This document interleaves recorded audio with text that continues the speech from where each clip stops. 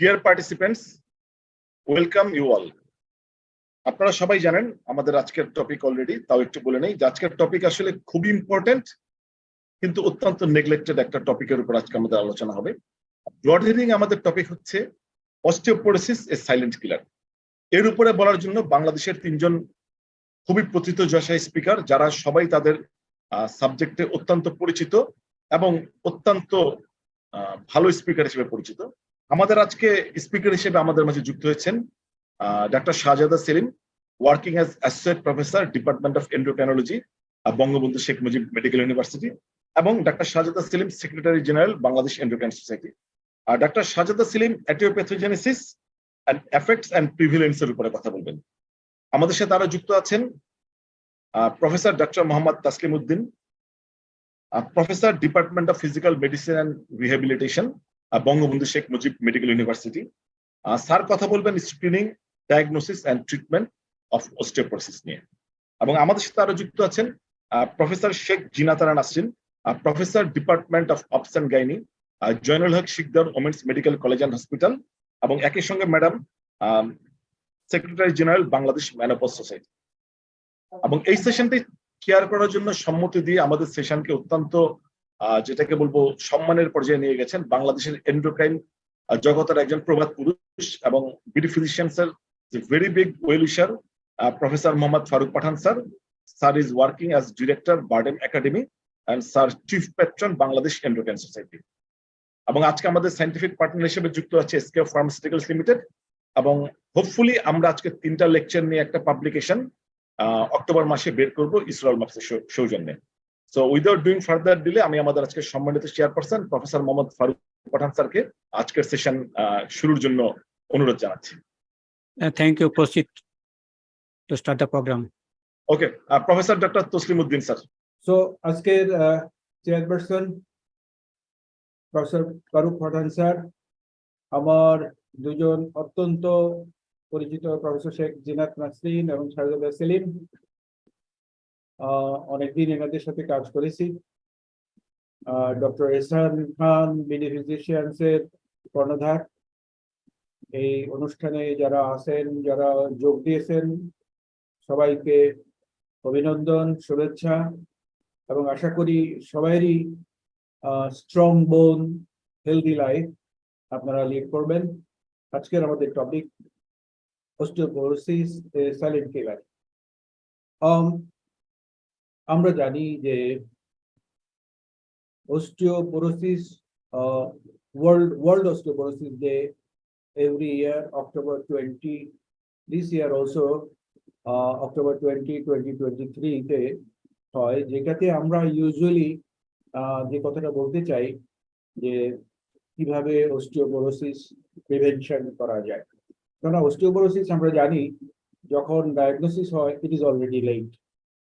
তো আমাদের আজকের বক্তৃতার আশা করি আমার সাথে অন্যান্য যারা প্যানেলিস্ট আছেন সবাই আমরা হাইলাইট করার চেষ্টা করব কি করে আমরা এই সাইলেন্ট কিলারকে প্রিভেন্ট করতে পারি। আমরা সেই নিয়েই বেশি আলোচনা করব। এবং আমি আমার স্বল্প পরিসরে যে কথাগুলো বলতে চাই, আমি খুব কোনো গতানুগতিকভাবে যেভাবে আমরা একটা ডিজিজকে শুরুতে বা প্যাথোফিজিওলজি বা ক্লিনিক্যাল ফিচার বা ইনভেস্টিগেশন, ডায়াগনোসিস, দেন ট্রিটমেন্ট, দেন ফলো আপ, আমি ঠিক ওইভাবে সাজাই নাই। আমার মোটামুটি ভাবে গল্পটা এইভাবে নেওয়া, আমি চেষ্টা করেছি সবারই আমাদের প্রিয় ডেভিডসন বই থেকে, ডেভিডসন প্রিন্সিপালস অফ মেডিসিন, এবং অর্থোপেডিক সার্জারির একটা বই আছে খুব সবারই প্রিয়, এবং ফিজিক্যাল মেডিসিন রিহ্যাবিলিটেশনের একটা বই থেকে আমি নিছি, এবং কিছু অনলাইন থেকে কিছু আর্টিকেল আমি নিয়ে চেষ্টা করেছি আজকের আমার এই ছোট্ট গল্পটা সাজানোর জন্য। তো আমরা শুরু করি। আমাদের বাংলাদেশে অস্টিওপোরোসিস নিয়ে খুব কোনো বড় স্টাডি বা যেগুলো কমিউনিটি স্টাডি, কপফোর্ড একটা স্টাডি করা হয়েছে, সেখানেও বলা হয়েছে যে osteoporosis is A big problem in globally. So there is fracture every minute, 3 fractures in every minute. And yes.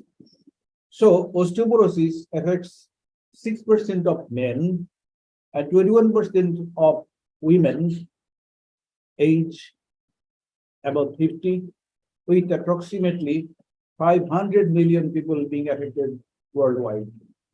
আমি কি next slide পাবো? আমি কেন পারি না? জি। So আমার গল্পটা এইভাবে সাজানো যে how we can do this screening for osteoporosis, little tips on diagnosis of osteoporosis and treatment of osteoporosis. Next.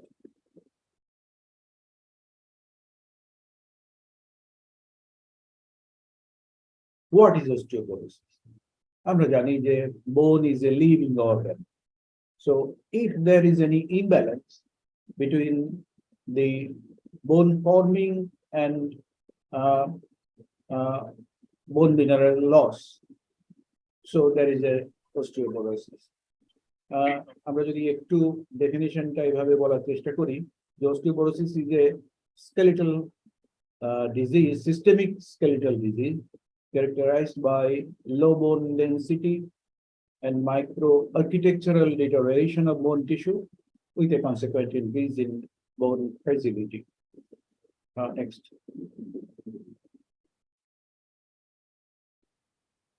আমরা দুই ভাগে ভাগ করি যে osteoporosis primary, osteoporosis secondary. Osteoporosis primary বলছি হলো যখন আমরা কোনো cause খুঁজে পাই না, from শুরু থেকে আমরা এটা পেয়েছি because of the decreased bone mass and there is susceptibility to fractures.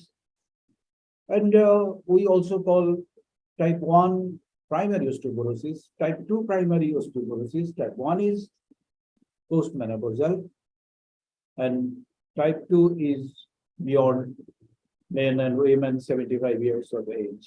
Next, please. And secondary osteoporosis. Next, please. Secondary osteoporosis due to the secondary causes can be due to an endocrine problem, can be a chronic inflammatory condition like a rheumatoid arthritis, or an endocrine problem like primary hyperthyroidism, and so many. And neuromuscular diseases like cerebral palsy or Duchenne muscular dystrophy, even multiple sclerosis or Parkinson's disease, gastrointestinal diseases like inflammatory bowel disease, celiac disease, nutritional conditions like anorexia nervosa, or even obesity. And glucocorticoid induced osteoporosis, we know that even a very low dose of prednisolone per day or even inhaled corticosteroids can lead to bone loss. And other conditions like chronic kidney disease or post-transplant osteoporosis, including HIV infection and other genetic diseases, including cancer. Next, please. So osteoporosis in old age, there is a bone loss, there is a fracture due to osteoporosis, the recurrent fractures, falls. আমরা চেষ্টা করব এই ফলটাকে কি করে prevent করা যায়। Intravenous zoledronic acid বা calcium and vitamin D supplementation. So ফলটা when the fragility of fracture mostly happens due to falls. So আমাদের fall prevention নিয়ে আমরা চেষ্টা করব কিছু কথা বলার জন্য হয়তো at the end of this lecture. Next, please. Next, please. Next slide. হ্যাঁ, so আমরা খেয়াল করেন যে some other conditions including stroke patients, spinal cord injury patients, they have problems with osteoporosis. Next slide.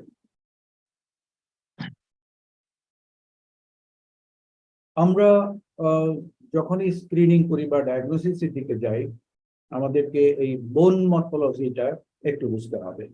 আমরা অনেক সময় ক্লাসিফাই করতে পারি না এবং অ্যাকুরেট অ্যাসেসমেন্ট করতে পারি না বলে আমি এই স্লাইডটা একটু সবাইকে একটু মনোযোগ দিয়ে দেখতে বলবো। আমার এখানে normal is grade 0. So when there is a mild fracture, we call it is grade 1. That is when the height is lost. If you see, there is a wedge fracture, biconvex fracture, or other fractures like that. And mild fracture gives grade 1, 20 to 25% loss of the height. You can see the heights. Moderate fracture is grade 2, and severe fracture that giving you the grade 3, when more than 40% of the vertebral height is lost. That can be either wedge fracture, biconvex fracture, or even including a fracture. Next slide, please. আমরা এখানে frequent site of osteoporotic fracture, as you can see, the dorsal vertebra. See the multiple vertebral bodies are already fractured. See the radius fracture and the neck femoral fracture. So these are the three most common sites for osteoporotic fracture. One more site is vertebral your rib fracture. So আমরা even part 1 পরীক্ষায় MCQ আসে যে what are the commonest sites of osteoporotic fracture? These 4 sites. Thank you. Next slide. As also you can see, these are the on the right side the CT scan, and on the left side is normal fracture, normal X-ray. But see the vertebral heights. So early detection is very important, and we want to highlight all these things in our lecture so that we can detect it early. Next slide, please.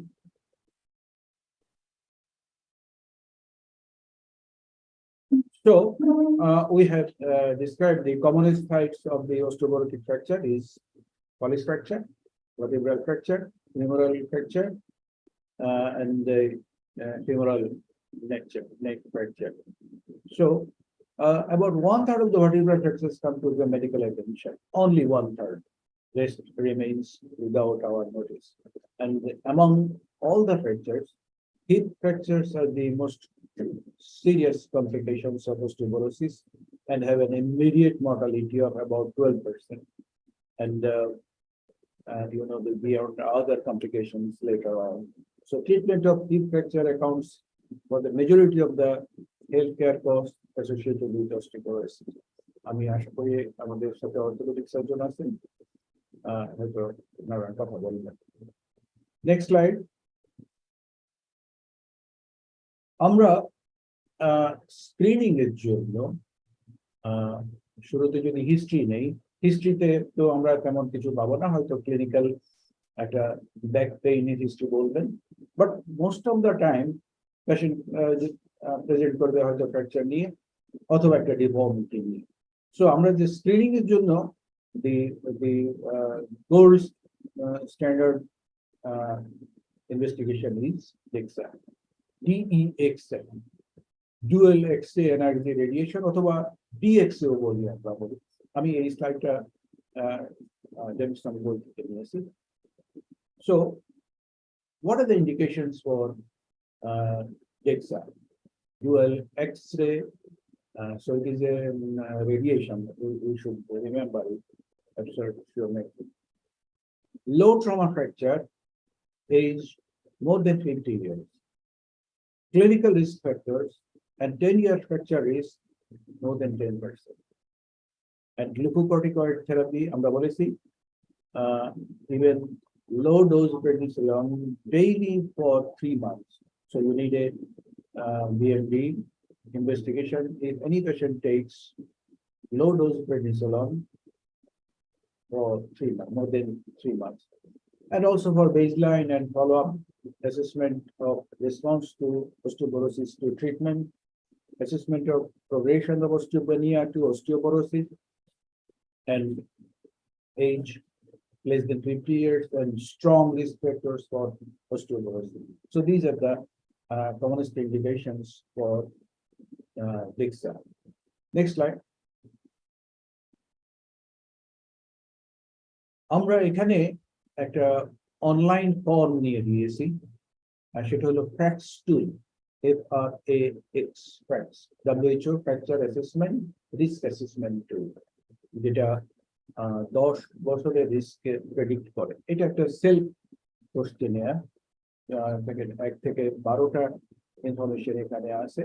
Information দিলে মোটামুটি একটা ভালো assess করা যায় where there is BMD is not available. So this is a pre-BMD FRAX score efficiently predicts post-menopausal patients who are potentially at risk and might require treatment, but also reduces unnecessary DICSA use.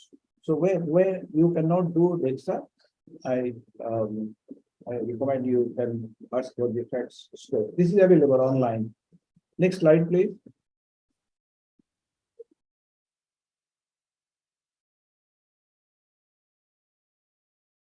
আমরা এখানে একটা আমাদের এক পেশেন্টের একটা BMD দেখানোর চেষ্টা করেছি। বিএমডি দুই ধরনের, একটা হলো বিএমডি সেন্ট্রাল আর একটা বিএমডি পেরিফেরাল।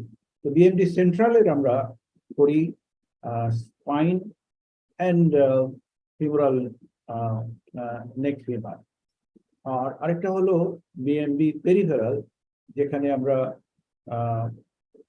রেডিয়াস এবং অ্যাঙ্কল বোনস দেখে থাকি। তো এখানে this is BMD central.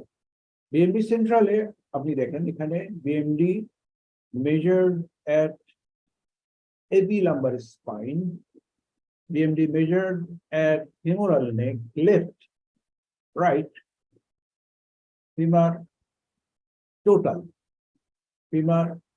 total, right.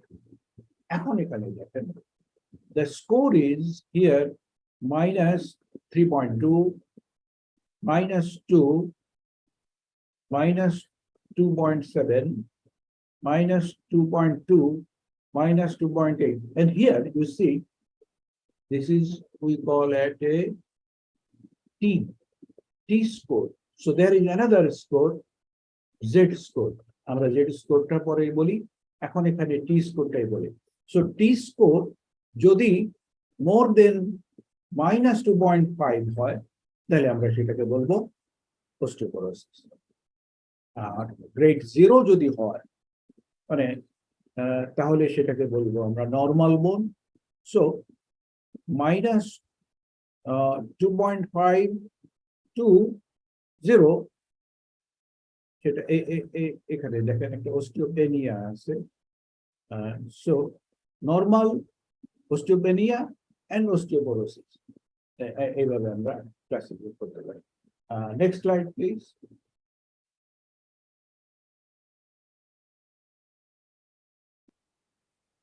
আমরা এখানে একটা আর্টিকেলের অ্যাবস্ট্রাক্ট রেফারেন্সটা হয়তো বলে দেওয়া আছে। এখানে যেটা করা হয়েছে যে ওরা পেরিফেরালটা করতে চেয়েছিল, সেন্ট্রাল পেরিফেরাল দুটো দেখাতে চেয়েছে। আমার মনে হয় পরের দিকের স্লাইডে এগুলো আরেকটু বিস্তারিত আছে। তো এখানে আমি শুধু এইটুকু বলে রাখি যে কোয়ান্টিটেটিভ আল্ট্রাসোনোমেট্রি এরা সাকসেসফুলি করেছে, এটা পি ডেক্সা এইভাবে বলেছে, পেরিফেরাল ডুয়াল এনার্জি এক্সটেন্ট এবং কোয়ান্টিটেটিভ আল্ট্রাসোনোমেট্রি। সো এই দুটো প্রসেস আপনারা মনে রাখতে পারেন।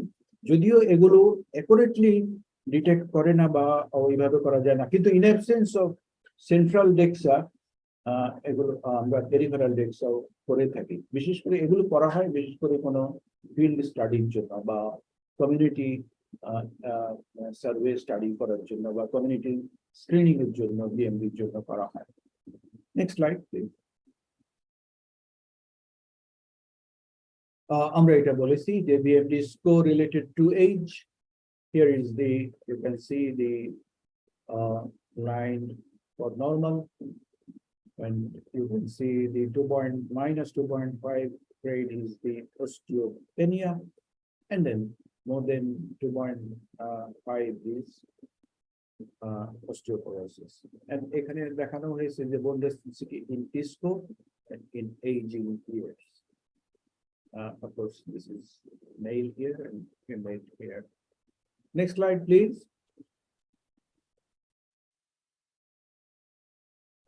What is BMD? Bone mineral density. Actually, mainly মাপাটাই হয় হলো calcium and other minerals. আমরা T score টা বলেছি. What is Z score? So T score টা হয়েছে যে পেশেন্টের আমরা ডেনসিটিটা মাপছি একটা ইয়ং পেশেন্টের সাথে এই পেশেন্টের, আমার সামনে যে পেশেন্ট আছে তার হয়তো 60, কিন্তু ওই পেশেন্টের ইয়ং এইজের সাথে আমরা কম্পেয়ার করছি, যেখানে স্কোর 0 থেকে আমরা নিয়েছিলাম সেম 6।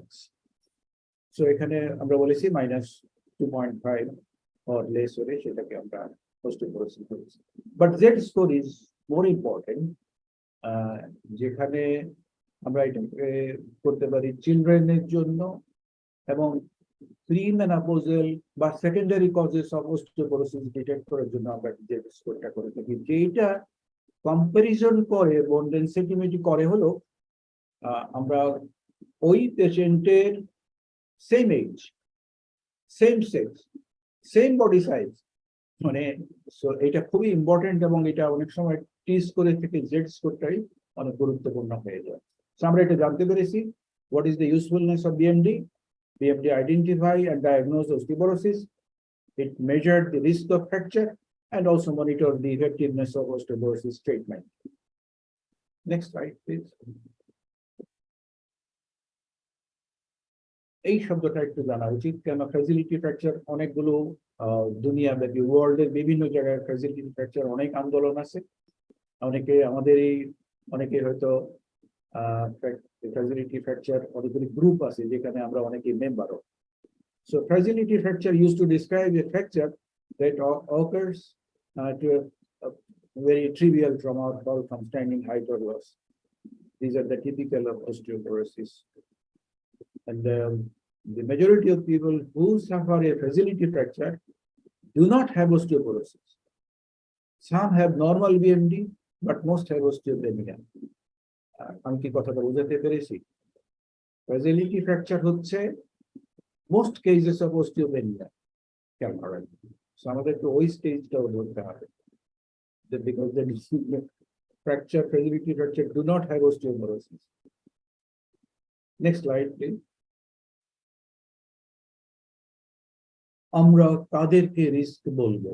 যারাই এইভাবে রিস্কে আসেন তাদেরকেই আমরা ওই যে বলেছি তখন সেকেন্ডারি কজেস বা রিস্ক ফ্যাক্টর গুলো আছে, আমরা ওয়ার্ল্ড হেলথ অর্গানাইজেশন থেকে এই স্লাইডগুলো নিয়েছি। Women age 50+, Asian or Caucasian, unhealthy lifestyle. Alcohol নিয়ে একটা কথা আছে, অ্যালকোহল নিষেধ করে নাই, সায়েন্স নিষেধ করে নাই, বলেছে যে মডারেট টু লো খেতে। সিগারেট স্মোক বন্ধ করতে হবে, ক্যাফিনটা খুবই কম খেতে হবে এবং নো এক্সারসাইজ। তো এই আনহেলদি লাইফস্টাইল যারা এগুলি করে থাকেন, প্রায়র গ্যাস্ট্রিক সার্জারি, লো বডি ওয়েট, ক্রনিক ডিজিজ, আমরা এগুলো বলেছি। Next slide please.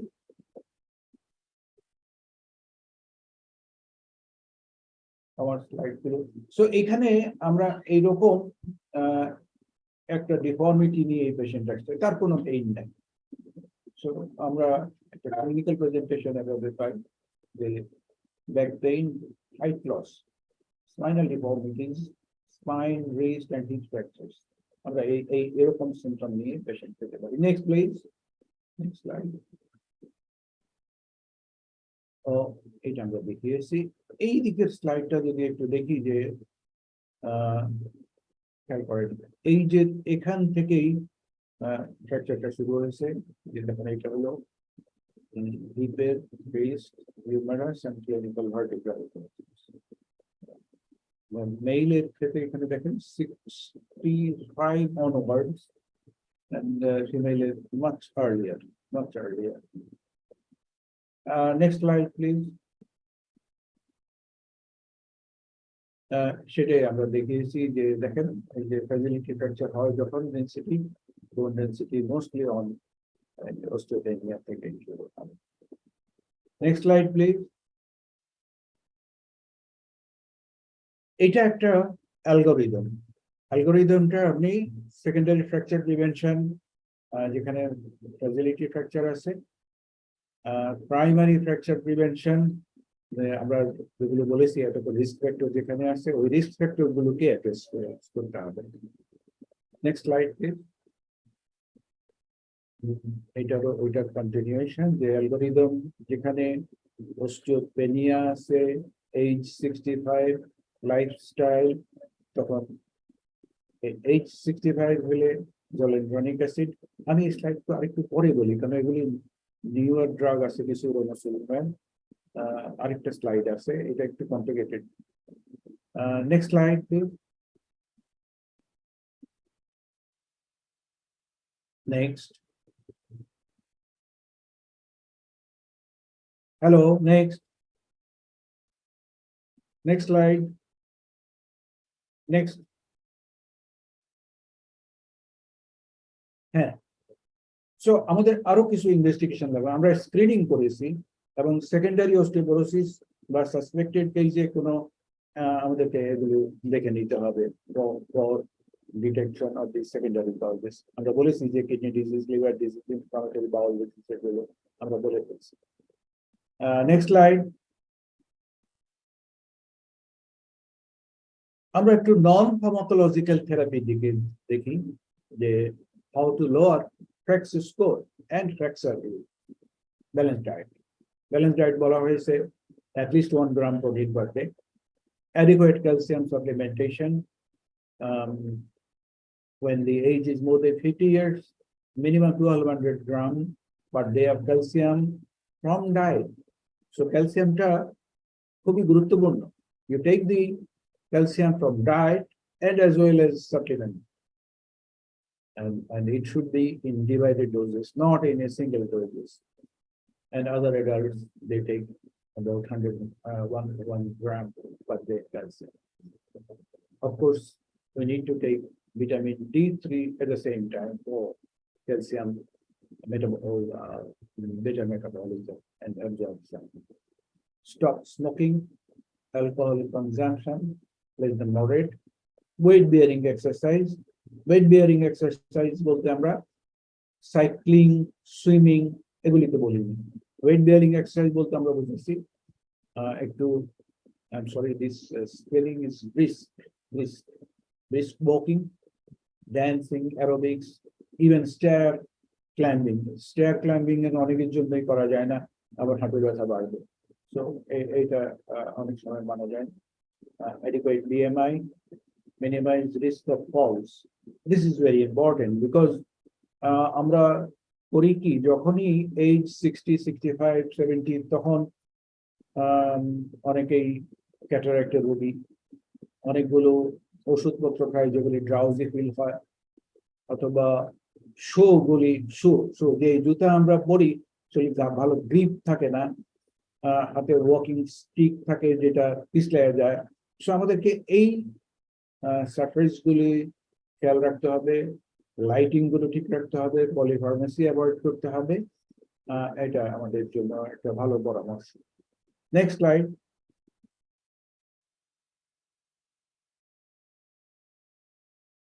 এক্সারসাইজ গুলো আমরা বলেছি যে লো ইম্প্যাক্ট ওই দিকে যখন এজ বেড়ে যাবে বা যখন একটু কম এজের দিকে থাকে, যে 19 to 60 ইয়ার্স এই দিকে থাকে। হাই ইম্প্যাক্ট বলতে বোঝানো হয়েছে যে জগিং টাইপের, aerobics including muscle strengthening and resistance. এখানে একটা জিনিস আমি বলতে চাচ্ছি যে স্ট্রেচিং যদি করা না হয়, আমরা জানি যে টেন্ডনটা ইনসারশন করে বোনের উপরে যে periostea, so there is a tenoperiosteal junction.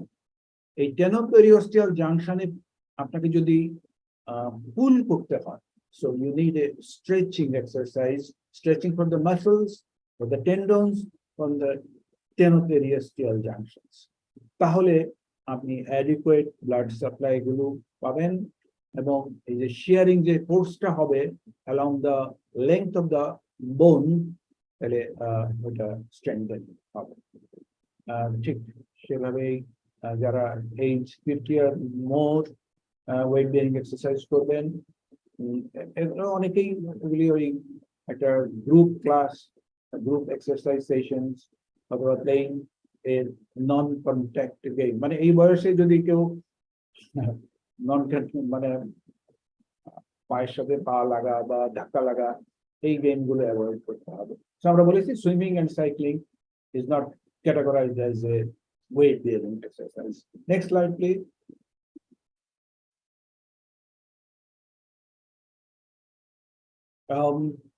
আমরা এই এখন অল্প কিছু ড্রাগ বলে ছেড়ে দেব।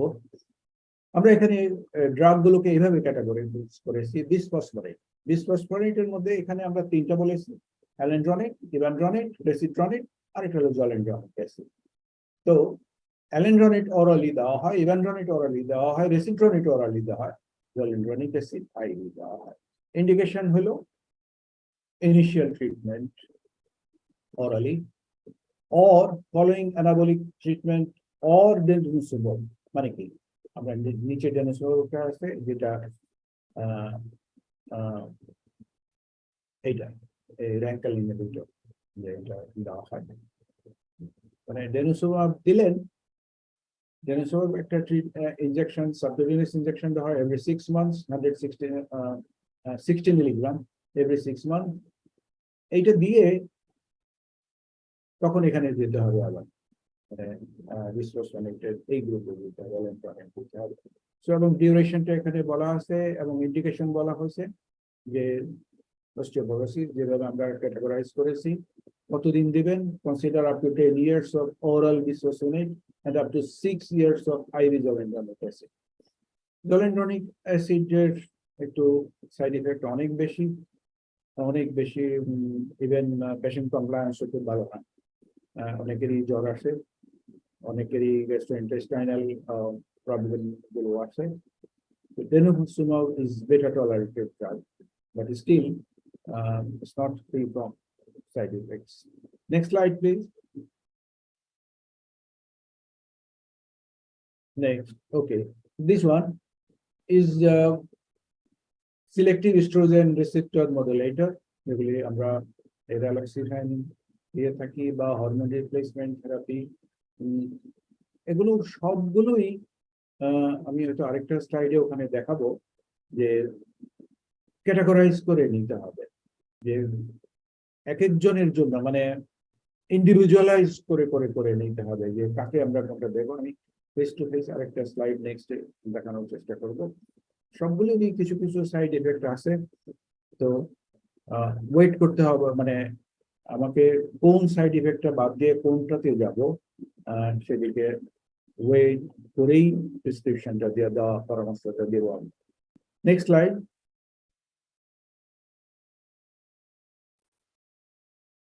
এখানে এই ক্যালসিটনিন যেটা নেজাল স্প্রে হিসেবে দেওয়া হয়, মানে এইটা পেশেন্টের জন্য খুব, যে ডাক্তার সাহেব কি দিলেন, আমি কি দিলাম নাকে আমি ঠিক বুঝলাম না, গেল কি গেল না। এবং কিছু পেশেন্ট আছে একদিনে 5টা মিটার ডোজ নিয়ে নেয়, এটা খুব মুশকিলের drug, but still it has a good indication as well.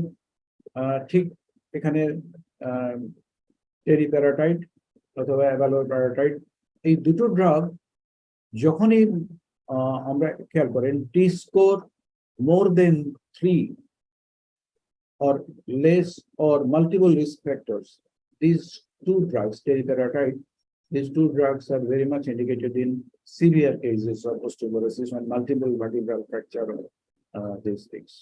But mind it, possible risk for osteosarcoma if used more than 2 years in life.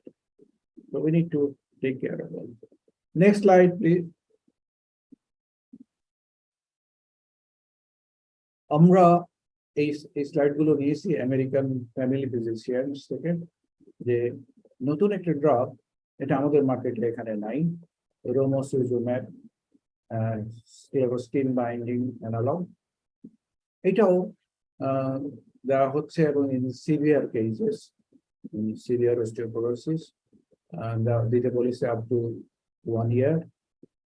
এইটার আবার মায়োকার্ডিয়াল ইনফার্কশন এবং স্ট্রোক যারা আছে তাদেরকে বেশি নিষেধ করে। Still there is an increased risk of myocardial infarction or stroke. Next slide, please. আমরা এখানে এই স্লাইডটা দেখানোর জন্য আমি এটা ডেভিডসনের বই থেকে নিচ্ছি। Very simple. খেয়াল করেন যে এই কটা বিসফসফোনেট হেড টু হেড এখানে দেখানো হয়েছে, যে ডোজটা এখানে দেওয়া হয়েছে ডেভিডসনের বইতে খুব সুন্দর করে দেওয়া হয়েছে। ইন্ডিকেশন গুলো খেয়াল করেন যে post menopausal osteoporosis, glucocorticoids and so even এখানেও সবগুলো দেখা হয়েছে। বাট এই ড্রাগটা রোমোসিজুম্যাব আমাদের মার্কেটে এখনো আসেনি। অনেকে আমাকে বলেছে যে তারা planning they are breaking this drug in our market. Next slide please.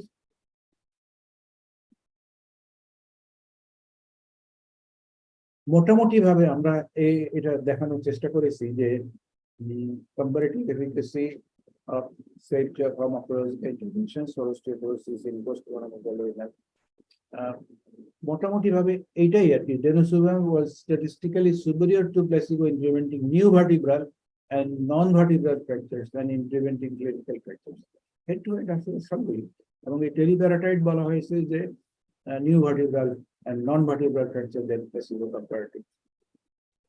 Next slide.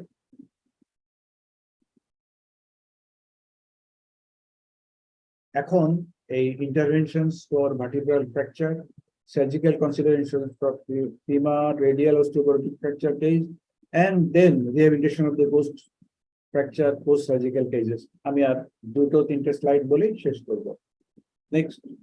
next slide. আমরা কনজারভেটিভ ট্রিটমেন্ট, একটা ফ্র্যাকচার হয়েছে, অস্টিওপোরোটিক ফ্র্যাকচার হয়েছে, সব কেসকে আমরা সার্জারি করি না বা সার্জারি করার জন্য অপেক্ষাও করি। তার আগে কনজারভেটিভ ট্রিটমেন্ট দেওয়া যায়। বিশেষ করে পেইনের জন্য আমরা বলেছি যে পেইন অ্যানালজেসিক মেডিকেশন প্রেসক্রাইব করা যায়, bed rest but not prolong bed rest, heat therapy, spinal bracing. এখানে একটা কথা বলতে চাই, অনেকেই আমরা একটা টেইলর ব্রেস প্রেসক্রাইব করে দিয়ে থাকি, বিশেষ করে ডরসাল ভার্টিব্রাল ফ্র্যাকচার হলে। But there is a concern, একদম এই জার্নালগুলো বলে দিয়েছে যে তোমরা যেটা দিচ্ছ এক্সটেনশন করছো ঠিকই, বাট posterior এই যে there is an increased stress on posterior elements of the spine. তো এটা খেয়াল রাখতে হবে আমাদের। এই জন্য hard brace or soft brace দেবে, এবং এমন কোনো স্টাডিতে কোনো বেনিফিট দেখায়নি। পেশেন্টকে অযথা কষ্ট দিয়ে লাভ নাই। কেস টু কেস খুব ভালোভাবে অ্যানালাইসিস করে তাকে এই টেইলর ব্রেস গুলো দেওয়ার জন্য পরামর্শ দেওয়া হয়েছে। আর prescription of structured exercise programme, আমি বলতে চাচ্ছি যেই ডরসাল কাইফোসিস হয়েছে, যেমন আমি একজন ওল্ড লেডির একটা পিকচার দেখে এসেছিলাম, যে সেটা early mobilization is important to prevent secondary complications. আমরা বলিনি দীর্ঘ কোনো বেড রেস্টের দরকার নাই, ব্যাক স্ট্রেংথেনিং এক্সারসাইজ, এবং যেটা ইমপ্রুভ করে এই যে কাইফোটিক ডিফর্মিটি গুলো যেগুলো আছে, এবং back extension exercise preferentially over abdominal flexion. আমরা ফ্লেকশন এক্সারসাইজ গুলো না দিয়ে back extension exercise. Next slide please. এগুলো কিছু ভার্টিব্রাল কাইফোপ্লাস্টি করে অর্থোপেডিক সার্জন, ইভেন আমার কলিগ ফিজিক্যাল মেডিসিন রিহ্যাবিলিটেশনের কলিগরাও অনেকেই এই ইন্টারভেনশনটা করে থাকে। Next slide please.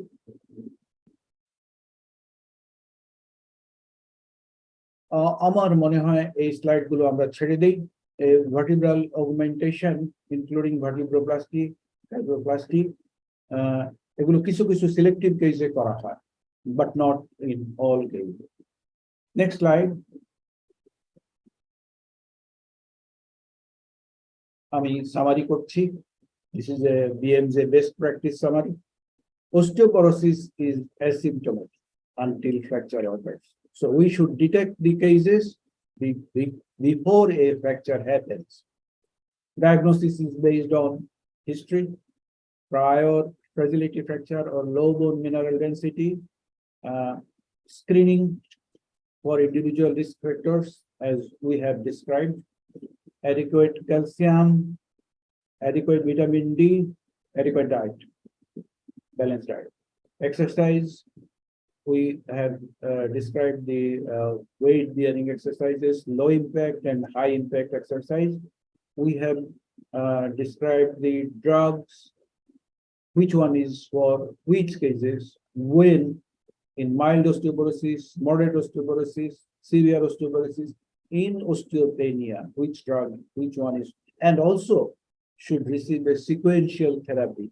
You prescribe bisphosphonate, then even go for another one, then you switch one for another one. Next slide, please.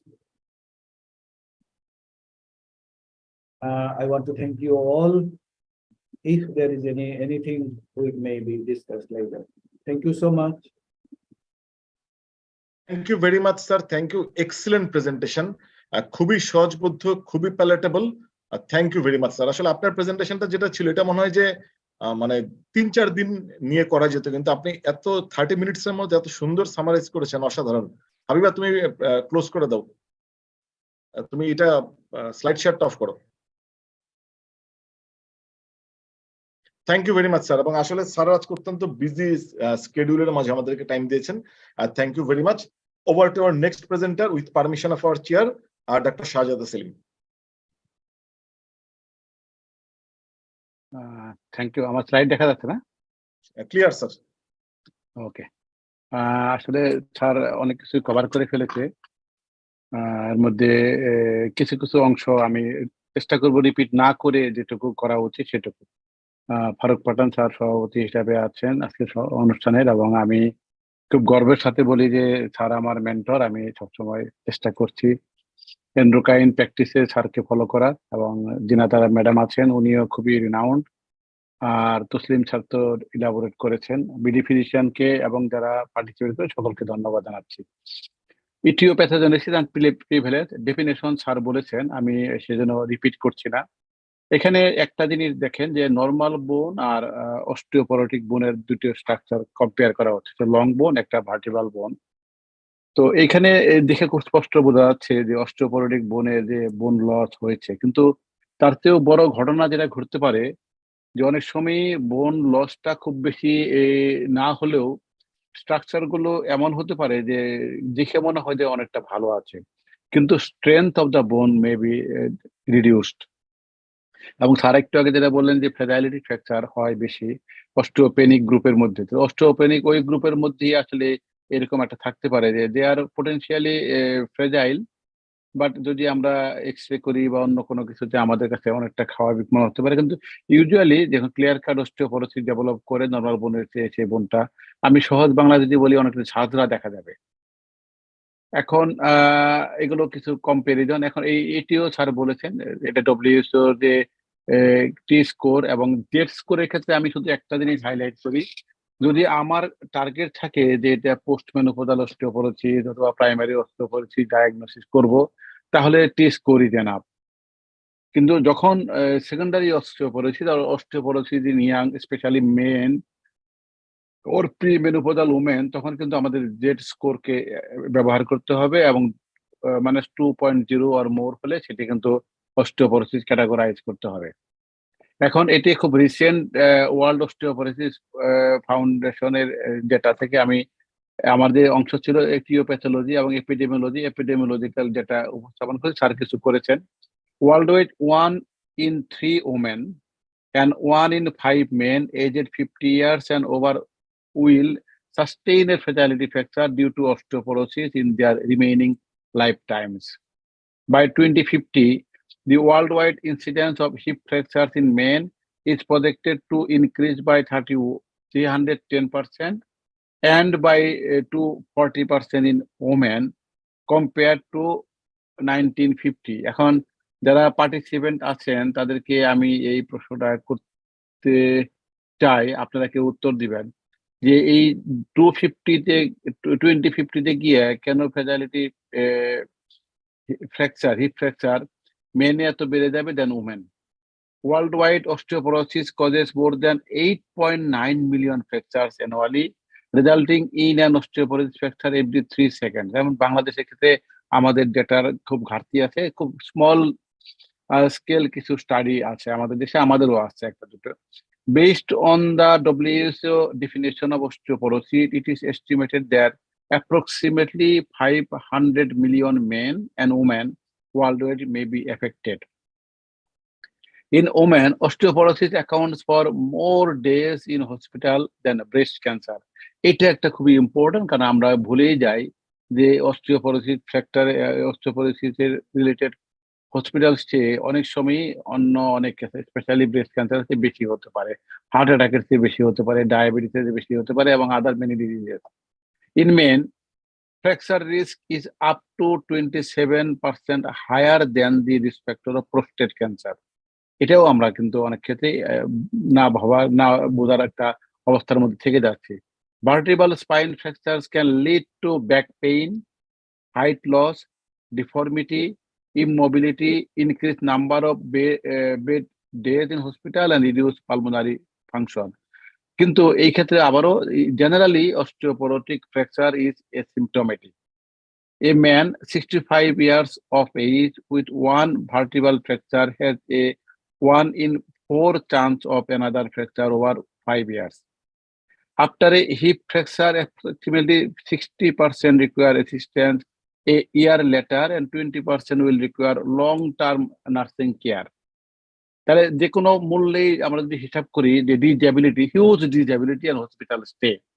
Mortality rates of up to 20 to 40% are seen in the first year after a hip fracture. তাহলে যে কোনো স্ট্যাটিস্টিক্সই খুব বেশি disabling, খুব বেশি devastating, যদিও আমরা সেটা ইগনোর করেই চলেছি। One fracture leads to another. Over 55% of patients with hip fractures have evidence of a prior vertebral fracture. A prior fracture is associated with an 86% of increased risk of any fracture. The risk of suffering another fracture is particularly high in first 2 years after an initial fracture. Osteoporosis is undiagnosed and untreated, কারণ asymptomatic. After sustaining a fragility fracture, around 80% of patients are still not diagnosed and treated for osteoporosis, the underlying disease that caused the fracture. It is estimated that only 1/3 of the vertebral fractures come to clinical attention. তাহলে 2/3 unattended. তাহলে এখানে 10-year probability of fractures, দেখেন এখানে women by age and T score আমরা যদি দেখি, তাহলে every 10 ইয়ার্সে সে percentage বেড়ে যাচ্ছে। যদি fracture incidence increase with age of 5 years fracture rates in women and men, সেক্ষেত্রে দেখেন যে বয়স যত বাড়তে থাকে 60 to 69, তাহলে ওমেনে যে রেট বেড়েছে তাহলে 67 to 19-এ ওমেনে আরো বেড়ে গেছে, কিন্তু 80-তে এসে গিয়ে মেনও অনেক বেড়ে গেছে, যদিও ওমেনে বেড়েছে। তাহলে এশিয়ান পপুলেশনে আমরা বাংলাদেশ থেকে বলছি খুব ভালো স্টাডি নেই, কিন্তু তাইওয়ান, সিঙ্গাপুর অ্যান্ড হংকং দেখা গেছে 400 to 500 per 1 lakh women, similar to Caucasian population, যাদের মধ্যে ফ্র্যাকচার রেট রয়ে গেছে। জাপানে 200 to 300 per 1 lakh women, Malaysian, Thailand 200 to 500 hip fractures per 1 lakh women, Korea and China 100 hip fractures per 1 lakh women, increased over a short period of time. By 2050, more than 50% of all osteoporosis fracture will occur in Asia. সুতরাং বাংলাদেশি ফিজিশিয়ানদেরকে খুব বেশি alert থাকতে হবে। এখন classification Taslim sir কিছুটা অংশ highlight করেছে। তাহলে প্রাইমারি অস্টিওপোরোসিস মানে এটা কি হচ্ছে, তাহলে cause clearly not identified. Type 1 and type 2, type 1 post menopausal osteoporosis, যেটা ম্যাডাম পরে এই বিষয়ে আলোচনা করবেন, এবং type 2 senile or age-related osteoporosis, both of them type 1 and 2 in primary osteoporosis. Secondary osteoporosis, secondary to various causes. তাহলে অস্টিওপোরোসিসের pathophysiology বোঝার আগে বোন ডেভেলপমেন্টাল টেম্পোরাল প্রোফাইলটা বোঝাটা জরুরি। Bones build mass beginning at birth and peak by 20 to 30, usually যদি mean time ধরি around 27 years, এখানে গ্রাফ থেকে আপনারা বুঝতে পারছেন। And peak bone mass is attained by 25 and 30 years, and 50% acute during teen years, decline by 1 to 1.5% per year after peak bone mass, সেটা 27 বছরই হোক 28 বছরই হোক, and decline by 3 to 5% per year in the first 55 years or after menopause. তাহলে কি হচ্ছে, এটা men and ওমেনে অলমোস্ট সিমিলার, কিন্তু rate of decline men and ওমেনে ডিফারেন্ট হতে পারে, কিন্তু মেইন ঘটনা যেটা ঘটে, pick bone mass main and ওমেনে একরকম হয় না, মেনে একটু বেশি থাকে, ওমেনে একটু কম থাকে। এখন একটা গুরুত্বপূর্ণ ইস্যু স্যার একটু আগে বলেছে, আমিও একটু হাইলাইট করছি, যে ক্যালসিয়াম এন্ড বোন, একটা এভারেজ 1 to 10 ইয়ারের boy or girl 800 milligram per day হওয়ার কথা, কনজিউম করার কথা। 11 to 24 ইয়ার্স 1200 মিলিগ্রাম, অ্যাডাল্টে around 1000 milligram, pregnant and lactating ওমেনে 1200 milligram, post menopausal women not on oestrogen replacement therapy 1500 milligram, men over age 65 1500 milligram. এটা যদি হয় তাহলে বাংলাদেশে আমরা যদি অ্যাডাল্টের কথা যদি কত খায়, অ্যারাউন্ড 300 মিলিগ্রাম ডেইলি। সুতরাং on an average every people in men or women in Bangladesh আর calcium deficient. Excess salt displaces calcium. WHO বারবারই বলছে যে 1 teaspoon of table salt is standard allocation for every man, কিন্তু যেটা বাংলায় 5 গ্রাম হতে পারে, বাংলাদেশে এটা যে সবচেয়ে কম কনজিউম করে সেটাও 6.8 up to 18.2 milligram gram daily. সুতরাং হিউজ সল্ট কনজাম্পশন করছি। And high phosphate less calcium from bone, so soda the worst culprit, যদি এটা আমাদের দেশে আসলে খুব কমন ফুড নয়, ড্রিঙ্ক নয়।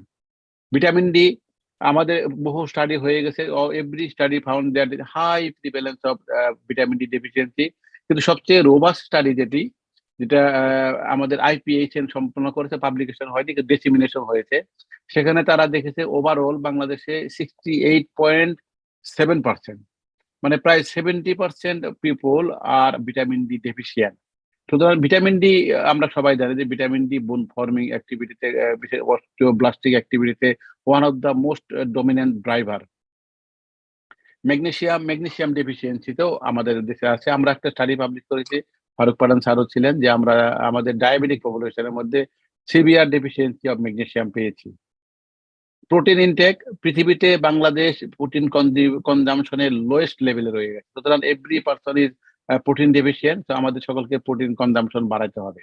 এখন বোন কেন উইকেন হচ্ছে, এইদিকে এখানে যদি দেখি, অস্টিওব্লাস্টিক অ্যাক্টিভিটি এবং অস্টিওক্লাস্টিক অ্যাক্টিভিটি একটা ব্যালেন্স থাকে, কিন্তু যেটা বোন যখন ডেভেলপ হয়, যেমন অস্টিওব্লাস্টিক অ্যাক্টিভিটি প্রিডমিনেন্টলি থাকে, বোন লস যখন হতে থাকে তখন অস্টিওক্লাস্টিক অ্যাক্টিভিটি থাকে। এন্ড বোন অস্টিওক্লাস্টিক অ্যাক্টিভিটিতে appropriate nutrition, calcium, vitamin D, appropriate calorie, protein আর আদার মিলার থাকতে হবে। ফিজিক্যাল অ্যাক্টিভিটি, এখানে ফিজিক্যাল অ্যাক্টিভিটি হাঁটলেই হবে না, তাহলে কি হবে, রেজিস্ট্যান্ট অ্যাক্টিভিটি থাকতে হবে, অ্যাপ্রোপ্রিয়েট হরমোনাল স্ট্যাটাস থাকতে হবে, হরমোনাল কি ডেফিসিয়েন্ট থাকতে হবে একটু পরে দেখাচ্ছি, এন্ড জেনেটিক অ্যাসোসিয়েশন থাকতে পারে রেস এন্ড ফ্যামিলির মধ্যে। তাহলে পিক বোন মাসের পরে এইজিং একটা বড় গুরুত্বপূর্ণ ঘটনা, কিন্তু মেইন কজ তাহলে কি হচ্ছে, মেনের ক্ষেত্রে টেস্টোস্টেরন ডেফিসিয়েন্সি, ওমানের ক্ষেত্রে এস্ট্রোজেন ডেফিসিয়েন্সি বোন লসের অন্যতম কারণ। তাহলে এখানে কিন্তু আমরা যদি দেখি হাই পিটিএইচ ভিটামিন ডি ডেফিসিয়েন্সিও করতে পারে, অথবা সরাসরি যদি hyper primary or secondary hyper parathyroidism থাকে, সেখানেও পিটিএইচ বেশি থাকবে, যেগুলো অস্টিওক্লাস্টিক অ্যাক্টিভিটিকে বাড়াবে। কিন্তু এইগুলো আমরা কিছু মার্কার ব্যবহার করতে পারি, যেগুলো ওই মার্কারগুলো আমাকে হেল্প করবে, যেগুলো ডায়াগনোসিস, যেটা আমাদের পার্ট নয়। তাহলে এখন প্যাথোফিজিওলজির অন্য একটা গুরুত্বপূর্ণ অংশ হলো যে রিস্ক ফ্যাক্টর। তাহলে পোটেনশিয়ালি মডিফাইবল, সেগুলো আগে বলছি কারণ দে আর মডিফাইবল। তাহলে কারেন্ট স্মোকিং বন্ধ করতে হবে। লো বডি ওয়েট, তাহলে আমরা যদি বার্থ ওয়েট যদি থাকে সেটা আমরা আগে থেকে খেয়াল করতে পারি। Inadequate physical activity, specially resistant activity যাদের কম আছে। আর্লি মেনোপজ, যত আগে মেনোপজ হবে তত বোন লসের চান্স বেশি। প্রলং মেনস্ট্রুয়াল এমেনোরিয়া, প্রিমেনস্ট্রুয়াল এমেনোরিয়া, সেটার সাথে স্ট্রং অ্যাসোসিয়েশন রয়ে গেছে। লো ক্যালসিয়াম ইনটেক একটু আগে বলেছি, যাদের হাই অ্যালকোহল কনজাম্পশন, যেটা বাংলাদেশের জন্য আসলে খুব বেশি প্রবলেম নয়। ইম্পেয়ার্ড আইসাইট, সেটা স্যার বলেছেন recurrent falls and poor health or frailty. Non modifiable, তাহলে prior fracture in adulthood, family history of osteoporosis fracture, female sex, low peak bone mass or early menopause. Achieved peak bone mass এর ফিমেলে একটু কম হয়, কিন্তু যে কোনো মানুষেরই pick bone মাস যত কম হবে তারপরে অস্টিওপেনিয়ার সময় সে হয়তো অস্টিওপোরোটিক হয়ে যেতে পারে। Advance age, Caucasian race and dementia. আরো অনেকগুলো ফ্যাক্টর আছে। তাহলে কি হাইপোগোনাডাল স্টেটস, তাহলে premature menopause, Turner syndrome, Klinefelter syndrome, other primary secondary hypogonadal states, low oestrogen, amenorrhoea যদি পিরিয়ড মোর দেন 6 মান্থ হয়, হাইপারপোলেকটেমিয়া, এটা কিন্তু এই রোগীর সংখ্যা অনেক কম নয়, অ্যানোরেক্সিয়া নার্ভোসা, অ্যাথলেটিক এমএনরিয়া, এগুলা সব। এন্ডোক্রাইন কন্ডিশনের মধ্যে কি কি হতে পারে? Cushing syndrome, hyperparathyroidism, hyperthyroidism, type 1 diabetes mellitus. Type 2 ডায়াবেটিসের সাথে সরাসরি অ্যাসোসিয়েশন নয়, কিন্তু poor glycaemic control for long time, এটা আমরা যে পাবলিকেশন করেছি, আমরা যখন বাডেমে থাকার সময় ফারুক পাঠান স্যার, আমি, ডাক্তার এম সাহিবুদ্দিন, সেখানে কিন্তু আমরা পোর গ্লুকোজ কন্ট্রোলের সাথে স্ট্রং অ্যাসোসিয়েশন পেয়েছি। Adrenal insufficiency, growth hormone deficiency, acromegaly and hypogonadism. এখানে 2-3টা ফ্যাক্টর আমি হাইলাইট করি। একটা হলো যে হাইপারথাইরয়েডিজম। তাহলে যদি একটা পেশেন্টের থাইরয়েডক্সিকোসিস থাকে এবং এটাকে ইউথাইরয়েড করতে আমরা লং টাইম নেই, তাহলে দিস ক্যান কজ বোন লস, তাহলে অ্যারাউন্ড 3 ইয়ার্স। কিন্তু যদি হাইপোথাইরয়েডিজম হয়, তার জন্য থাইরয়েড রিফ্লেকশন পাচ্ছে, অনেক রোগী লস্ট টু ফলো আপে থেকে যায়, দীর্ঘদিন পরে আসে, এবং ওই রোগীগুলা যদি এক্সপোজার টু এক্সেস থাইরোক্সিন থেকে যায় লং টাইম, তারাও কিন্তু বোন লস হতে পারে। সেজন্য কিছু কিছু গাইডলাইন আছে যারা বলেছে যে every patient with hyperthyroidism should be screened for bone density. Nutrition and gastrointestinal disorder, তাহলে malnutrition, lactose intolerance, parenteral nutrition, malabsorption syndrome, especially celiac disease and Crohn's disease, gastrectomy, এটা কিন্তু আমাদের জন্য চ্যালেঞ্জ। অনেক সময় আমরা যে বেরিয়ারিক সার্জারি করি সেক্ষেত্রে severe chronic liver disease, rheumatoid arthritis, ankylosing spondylitis হতে পারে, multiple myeloma, leukaemia, paraneoplastic syndrome, thalassaemia, haemophilia thalassaemia. আমরা একটা বিশাল স্টাডি কন্ডাক্ট করছি বাংলাদেশ, আমাদের বিএসএম গ্র্যান্টে। আমরা আশা করি আগামী থ্যালাসেমিয়া ডে এর আগেই সেটি আপনাদের কাছে পৌঁছে দিতে পারবো। Osteogenesis imperfect, very rare case. Marfan syndrome, সেটাও রেয়ার। আর্লেস ডেলনোট সিনড্রোম, এটাও rare case.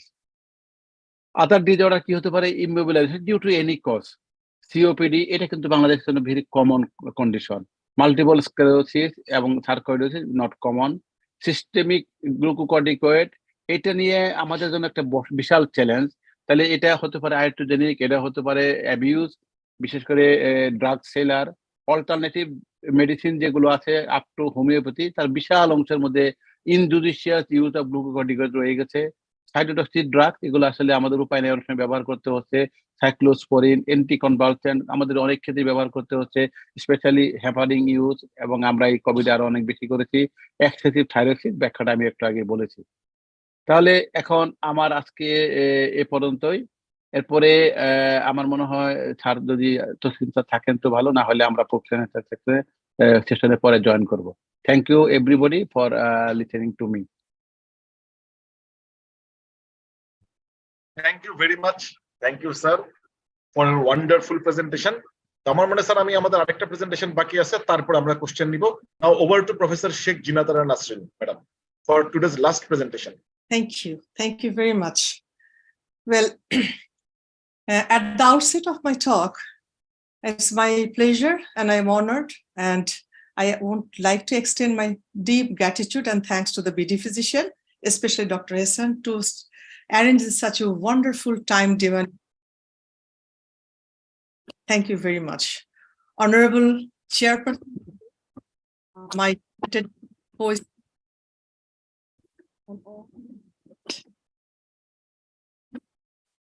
Well, my talk is actually osteoporosis and menopause. Already, we have listened the previous two talks, so my slides and my presentation will be very easier. তো আমরা যদি এইভাবে বলতে থাকি, আজকে আমার মেইন টক হবে যে osteoporosis and menopause. What is the relationship? How should we address the menopausal lady? And what should we do for prevention of osteoporosis and osteoporosis related factors or fractures? Well, we all came to know, আমরা সবাই জানতে পেরেছি এতক্ষণে যে osteoporosis মানেই একটা systemic skeletal disease characterized by low bone mass and microarchitectural deterioration, and that actually predispose fractures. That is the main thing. That osteoporosis is such a thing that it will predispose fragility and fractures. And we have already mentioned that it is a silent disease. Why it is a silent disease? Many of healthcare providers, we don't know that patient is coming to us with osteoporosis, but we are not giving very emphasis to that. But when they're coming with fractures, only then we can understand, well, my patient had osteoporosis. So it is very important for us to be aware that patient might have silent osteoporosis. And already we have known that it's very, very unfortunate that every 3 seconds, one fracture is going on all over the world.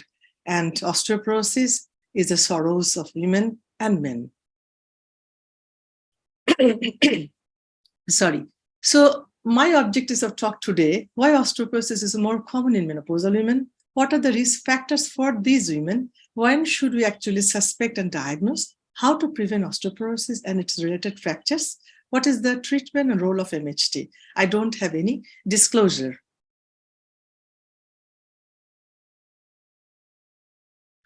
If you have just looked this graph, I mean, you see, the age of menopause is very much constant since ancient period of time, but the longevity of the life expectancy is increasing every year, every day, and even it is 90 to 100 in some countries like Japan. In Bangladesh, the longevity of the women's life is about 74.5.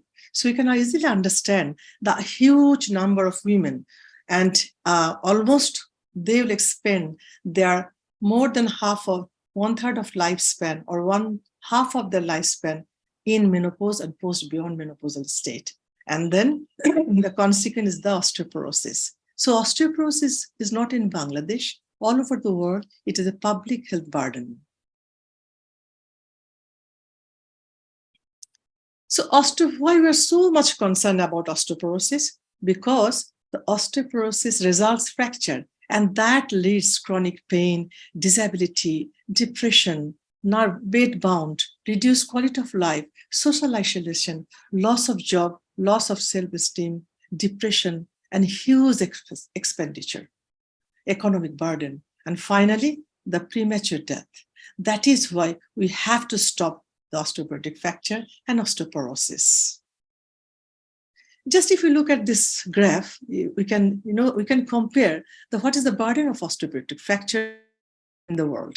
We can see the incidence of osteoporotic fracture is very high, more than heart attack, more than stroke, and more than breast cancer. And unfortunately, if we go, if we in future go to 2050, the incidence of osteoporotic fracture will be very high, highest in the world in Asia, and will be the victim, no doubt. Risk factor I'm not going to discuss because already Dr. Selim Shahzada has beautifully mentioned. Just 1 or 2 points I want to emphasize here, that menopausal women are why they are more risk, because the gender, yes, the women are basically genetically they are predisposed, ethnicity we are Asian, and body size, women are smaller than men, so they are the vulnerable group. Sex hormone, yes, after menopause or menopause. Hello? Madam বলেন শুনতেছি madam. শোনা যাচ্ছে? জি madam, clear madam, clear. Oh, thank you. The sex hormone, well, estrogen is a bronchoprotective, but we all know that beyond menopause, estrogen almost diminishes. So that predisposes more osteoporosis and more fracture. And of course, body weight, I already mentioned, and Dr. Selim also mentioned peak bone mass is very, very less in case of the women. So these are the peculiar for women, and other risk factors are same for men and women. হ্যাঁ, pick bone mass আমরা বারবার বলছি, professor Taslim খুব সুন্দর করে বলেছেন, doctor Selim শাহজাদা বলেছেন, এত গুরুত্ব দিচ্ছি কেন? বিকজ আমরা আনওয়্যার। ইভেন দেখা গেছে যে if the peak bone mass is usually achieved by the age of 20-25, and after that even we try much, we can't achieve peak bone mass anymore. Rather, it starts declining. So it is very important that the peak bone mass has to be achieved by time, because it plays an essential role in the risk of osteoporotic fracture, and which is occurring in later life. And very surprisingly, it is considered that increase of peak bone mass by 1 standard deviation would reduce the fracture risk by 50%. How amazing! সুতরাং আমাদের সারা দেশে এবং সকলকে যা আমাদের dissemination করতে হবে, যে আমাদেরকে ছোটবেলা থেকে young mother, children, adulthood, everybody has to be aware of peak bone mass achieving. I mean, তাদের খেলা করতে হবে, বাইরের সূর্যরশ্মিতে পেতে হবে, প্রত্যেকটা স্কুলে কলেজে এটি কিন্তু না চালালে আমরা 2050-তে হাইয়েস্ট ফ্র্যাকচারে ভুগবো। খাবার দাবারের কথা বলবো আমরা। এই গ্রাফটি কিন্তু বলেছে যে yes, the men and women both actually achieved the peak bone mass by the age of 20 and then remain almost constant. But look at this graph. As soon as menopause is reached, during the transition of menopause, the peak bone mass starts to decline. That is, women are losing bone mass, and some women are very fast bone loser. That could be genetically predisposed. So we have to identify those women who are fast bone loser. Then we have to take action. If action na nile, ultimately they will go for the fractures. Both men and women, all of them, by the age, they have declined bone mass density, but women, because of menopause, they are having much bone loss. And we have seen by the slide of Dr. Selim Shahjada that every year, 3.5% bone loss already happened in a menopausal woman within 5 years of the menopause. So this is a very crucial, and we have to address in this time. And this slide is showing that BMD loss increased substantially in the late perimenopause. This is the late perimenopause and beyond menopause. So whenever women are coming, which is suspicious for, osteoporosis, immediately we have to take action. We have to go for a screening. We have to go for diagnosis. We have to early intervene them. Well, we all know, I just will say a few things. We all know the bone is a living tissue. Every day there is wear and tear. There's a resorption and bone formation. So, and estrogen is very, very helpful because it enhances the osteoblastic activity. On the other hand, it reduces the osteoclastic activity. So bone formation is more and bone resorption is less. And that also actually, it inhibits the rankle to activate the osteoclast. That is the beauty of estrogen. And so women, when they are near the menopause, they are more prone because estrogen is deficient. So whenever they are coming with us with the history of musculoskeletal pain, sometimes it is silent, but with the weight loss, what are being shown by Professor Taslim excellently, that what could be the presenting symptoms. Even they could be silent. So we have to go for the detailed history taking. And we have to do the physical examination as much as possible. And of course, we need to go for diagnosis. And diagnosis is best achieved by DEXA and TVS. This is the trabecular bone score, is also helping us. And X-rays, at a late phase. Now, of course, blood should be done for all the tests, what Dr. Selim showed, so I'm not going into details. What I want to emphasize here, that whenever the women are coming with this sort of suspicious osteopenia or osteoporosis, we have to go for the fracture risk assessment tool. All we know that we can use the FRAX. Even in Bangladesh, there is a Bengali translation. We can use our FRAX, which will give us a rough idea that what is the probability of fracture of these women in the next 10 years of age. And, though DEXA will be actually diagnosed, but of course, if there's any suspicions of osteoporosis or if the women are a risk factor, then we can go for the DEXA. And diagnosis is made by the presence of fragility fracture. Fragility fracture means that women or men whoever he or she is, if they fractured their hand or forearm or wrist with the minimum trauma, I mean, that was not supposed to do fracture. That minimum trauma, when produces the fracture, that is called the fragility fracture. And that actually masks underneath osteopenia or osteoporosis. And BMD, I'm not going to discuss because already Professor Taslim showed when osteoporosis is called, when osteopenia is called. Just I want to mention here osteoporosis when the BMD score is below minus 2.5 standard deviation. So once we are sure about our diagnosis, what is our next goal? Roadmap to healthy bone aging. We have to give all our effort for the women to have healthy bone, healthy aging, prevent further osteoporosis, prevent further osteoporosis related fractures. And bone health, healthy bone, that go hand in hand, physical activities, nutrition, and hormones. Well, if we talk about the non-pharmacologic measures of healthy bone aging, we have already heard, but I want to mention here again the peak bone mass density. So every healthcare provider should emphasize whenever the children are coming, whenever the young adolescents, men and boys and girls are coming, when young men and women are coming, ask them to do the exercise, to have achieved the calcium and vitamin D and sunlight. Of course, we have to advise all our patients to eliminate or minimize the potentially reversible or modifiable risk factors. I mean, who are sedentary? That is a risk factor, right? So we have to tell them move and move. We have to advise them what is the importance of moving, what is the importance of exercise. Similarly, somebody is a smoker. So we have to tell them, we have to quit the smoking with a reasonable explanation. Otherwise, they won't be motivated.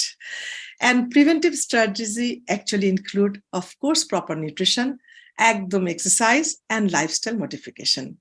But we have to remember for the older adult people, particularly who are already suffering from osteoporosis, should be counseled for fall prevention strategies. This is very, very important. We have already heard from our previous speakers. And reduction of the sedatives and hypnotic medication. তারা হঠাৎ করে মাথা ঘুরে পড়ে যান, অন্ধকারে চলতে গিয়ে তাদের চোখের পাওয়ার কম থাকছে, বাথরুম ভিজে রয়েছে, কার্পেটস মানে স্ক্রিজেস রয়েছে, এগুলো আমাদের একদম মানে ফল প্রিভেনশন ফ্রেন্ডলি হাউস এগুলো আমাকে বানাতে হবে, এবং পেশেন্টকে বলে দিতে হবে।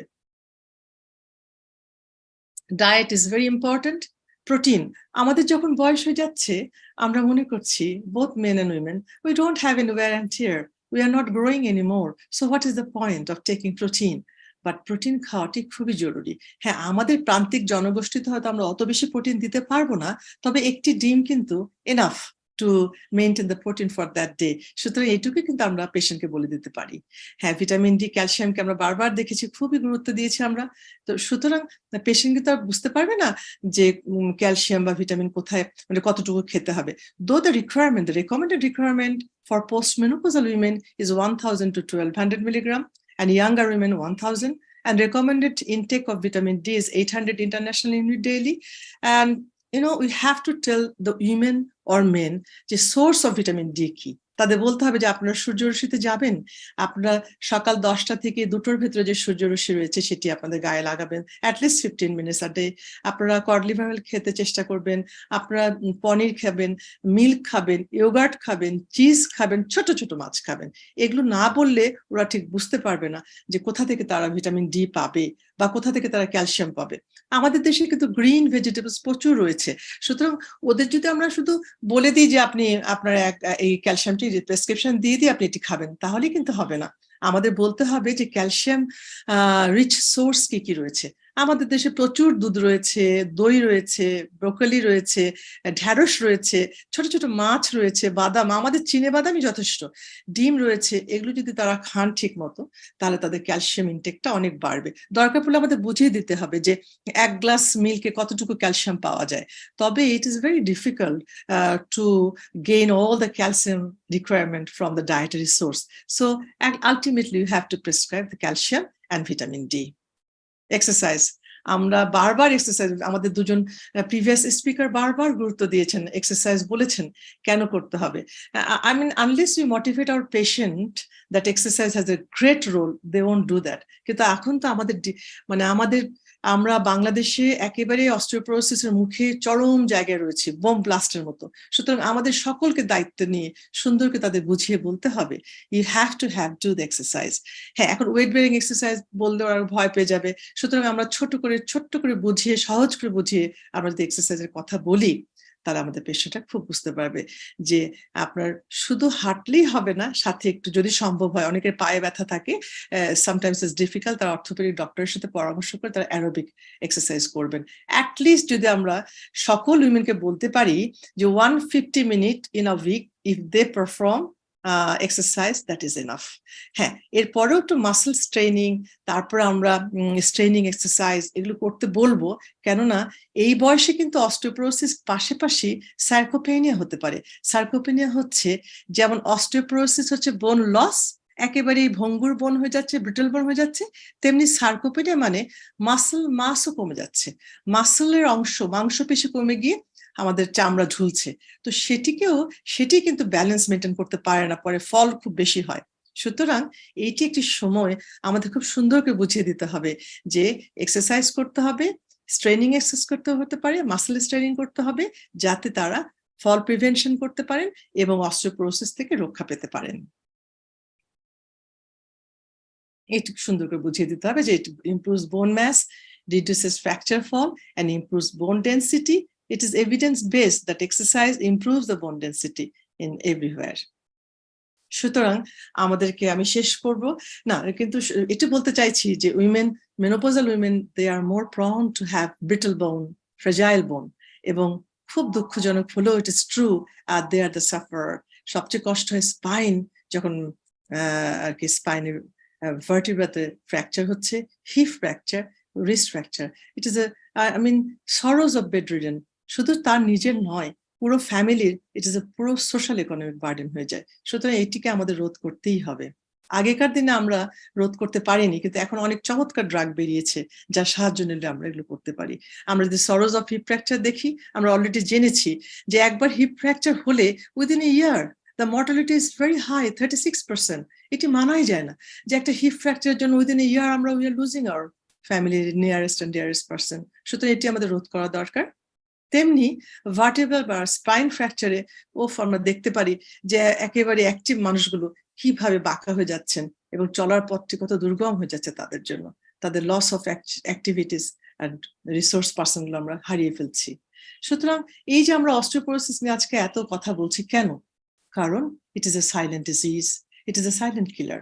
এরা আমাদের পেইন করছে, they are producing chronic pain, and that pain made bed bound, so reduced mobility, and that reduced mobility enhances the bone resorption and more osteoporosis and fracture.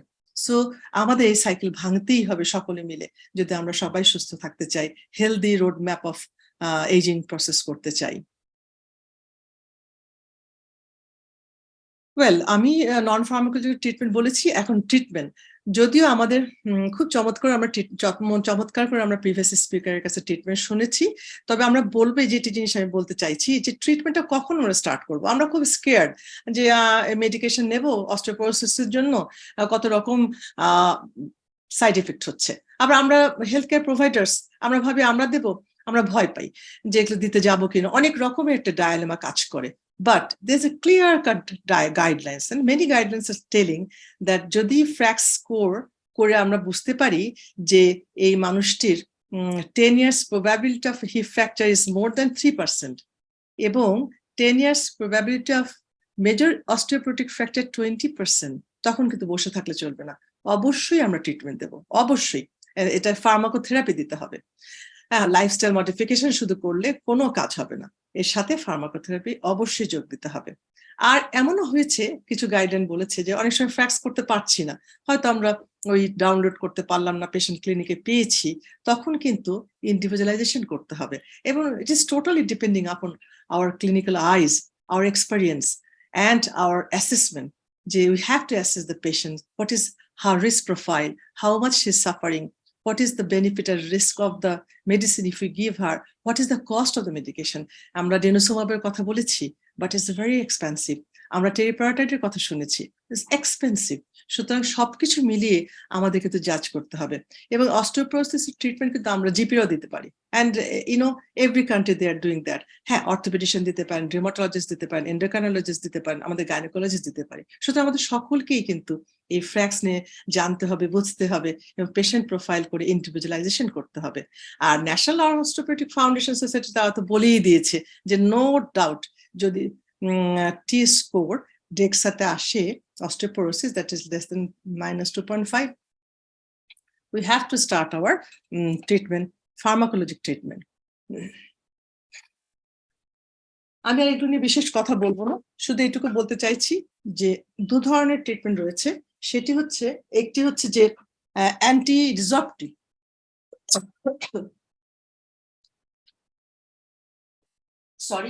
Anti রিজর্পটিভ মানে, এটা আমি একটু বলতে চাই, অ্যান্টি রিজর্পটিভ মানে রিজর্পশনকে কমিয়ে দেবে, যেমন hormone replacement therapy, raloxifene and bisphonate group and denosumab.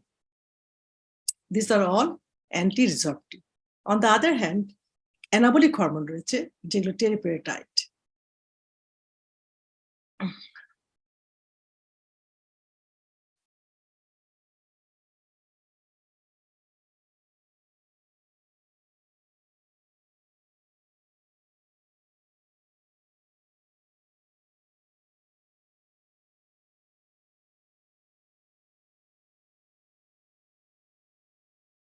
এটি হয়ে গেছে। আচ্ছা, আমি অ্যানাবলিক হরমোনটা বলতে চাচ্ছিলাম। সুতরাং আমাদেরকে there is no head to head comparison between each of the treatment. তবে এটি বলবো যে আমরা অলরেডি শুনেছি খুব সুন্দর করে যে কি কোন ড্রাগ কিভাবে কাজ করছে। তো আমি একটু এমফাসাইজ দেব হরমোন রিপ্লেসমেন্ট থেরাপি, যেটিকে আমরা বলে থাকি মেনোপজ হরমোন থেরাপি। এবং মেনি অফ দ্য স্টাডিজ চমৎকার করে বলেছে যে যদি 3 years হরমোন রিপ্লেসমেন্ট থেরাপি বা মেনোপজ হরমোন থেরাপি না হয়ে থাকে তাহলে বোন ডেনসিটি ইনক্রিজ করবে। সুতরাং it is an amazing drug. ঠিক WHI সকলে জানেন হয়তো, women's health initiative back in 2002 they got huge study and they showed that bone density at lumbar vertebra and in femur increased 4.5 to 3.7 respectively with MHT. সুতরাং MHT কে কিন্তু আমাদের front লাইনে নিয়ে আসতে হবে in regards to osteoporosis, not only vasomotor symptoms. And দেখা গেছে অনেক রিসার্চ করে আমরা দেখতে পেয়েছি যে menopause hormone therapy has got a tremendous role, because আমি একটা ছোট্ট ছবি দিয়ে বোঝাতে চাইছি, এই যে এস্ট্রোজেন যখন দেব আমি পোস্ট মেনোপজাল উইমেনকে, আমরা তখন কি করবে, যে অস্টিওব্লাস্ট গুলো রয়েছিল একেবারেই ঘুমিয়ে, তাদেরকে যেটুকু আছে অ্যাপোপ্টোসিসকে রোধ করবে, অক্সিডেটিভ স্ট্রেসকে রোধ করবে। এবং আজকাল বলা হচ্ছে oxidative stress, pro-inflammatory markers are the killer of bone tissue. On the other hand, এই যে অস্টিওক্লাস্ট যাদের রয়েছে তাদের অ্যাপোপ্টোসিস বাড়িয়ে দেবে, র্যাঙ্কেল ইন্ডিউস যে ডিফারেন্সিয়েশন হয় বোনের রিজার্পশনের জন্য সেটিকে কমিয়ে দিবে। As a result there is bone formation will be better. So একটু হলেও তারা কিন্তু বোন ফর্মেশন, বোন মাস ডেনসিটি বাড়াচ্ছে এবং তারা অস্টিওপোরোসিস প্রিভেনশনে কিছু অনেকটা রোল প্লে করছে। So MHT may be used as a prevention of treatment for osteoporosis and the early postmenopausal symptomic women unless there's any contraindication. Definitely এটা তো সব ড্রাগের জন্য আমরা যখন দেব সুন্দর করে হিস্ট্রিটি কন্ট্রাইন্ডিকেশন রয়েছে কিনা দেখে তারপরে আমরা কেস সিলেকশন করব। আচ্ছা, আরেকটি যেটি বলছি এটা কিন্তু সকলের জন্য বলা, যে MHT should not be started just because of bone resorption or bone protection. যেমন এটা US task force study, prevention study বলেছে don't use it as a primary prevention. কিন্তু এখন আবার এটা নিয়ে খুব কন্ট্রোভার্সি হচ্ছে, অনেক মাল্টিসেন্টার স্টাডি শুরু হয়ে গেছে যে whether we can use estrogen therapy as a preventive therapy for the bone loss or osteoporosis. So আর একটা কথা মনে রাখতে হবে, আমরা সকলেই পাই, বিশেষ করে এন্ডোক্রাইনিতে পাচ্ছি আমরা সেটা, যে প্রাইমারি মানে যখন প্রাইমারি ওভারি ইনসাফিসিয়েন্সি উইমেন আসছে অথবা প্রাইমারি প্রিম্যাচুর মেনোপজ উইমেন আসছে, তাদের কিন্তু মেনোপজ হরমোন থেরাপিটা দেওয়া খুবই ইম্পর্টেন্ট। এটি কিন্তু ইন্টারন্যাশনাল মেনোপজ সোসাইটি থেকে পজিশন পেপারও বেরিয়েছে এবং বলেছে।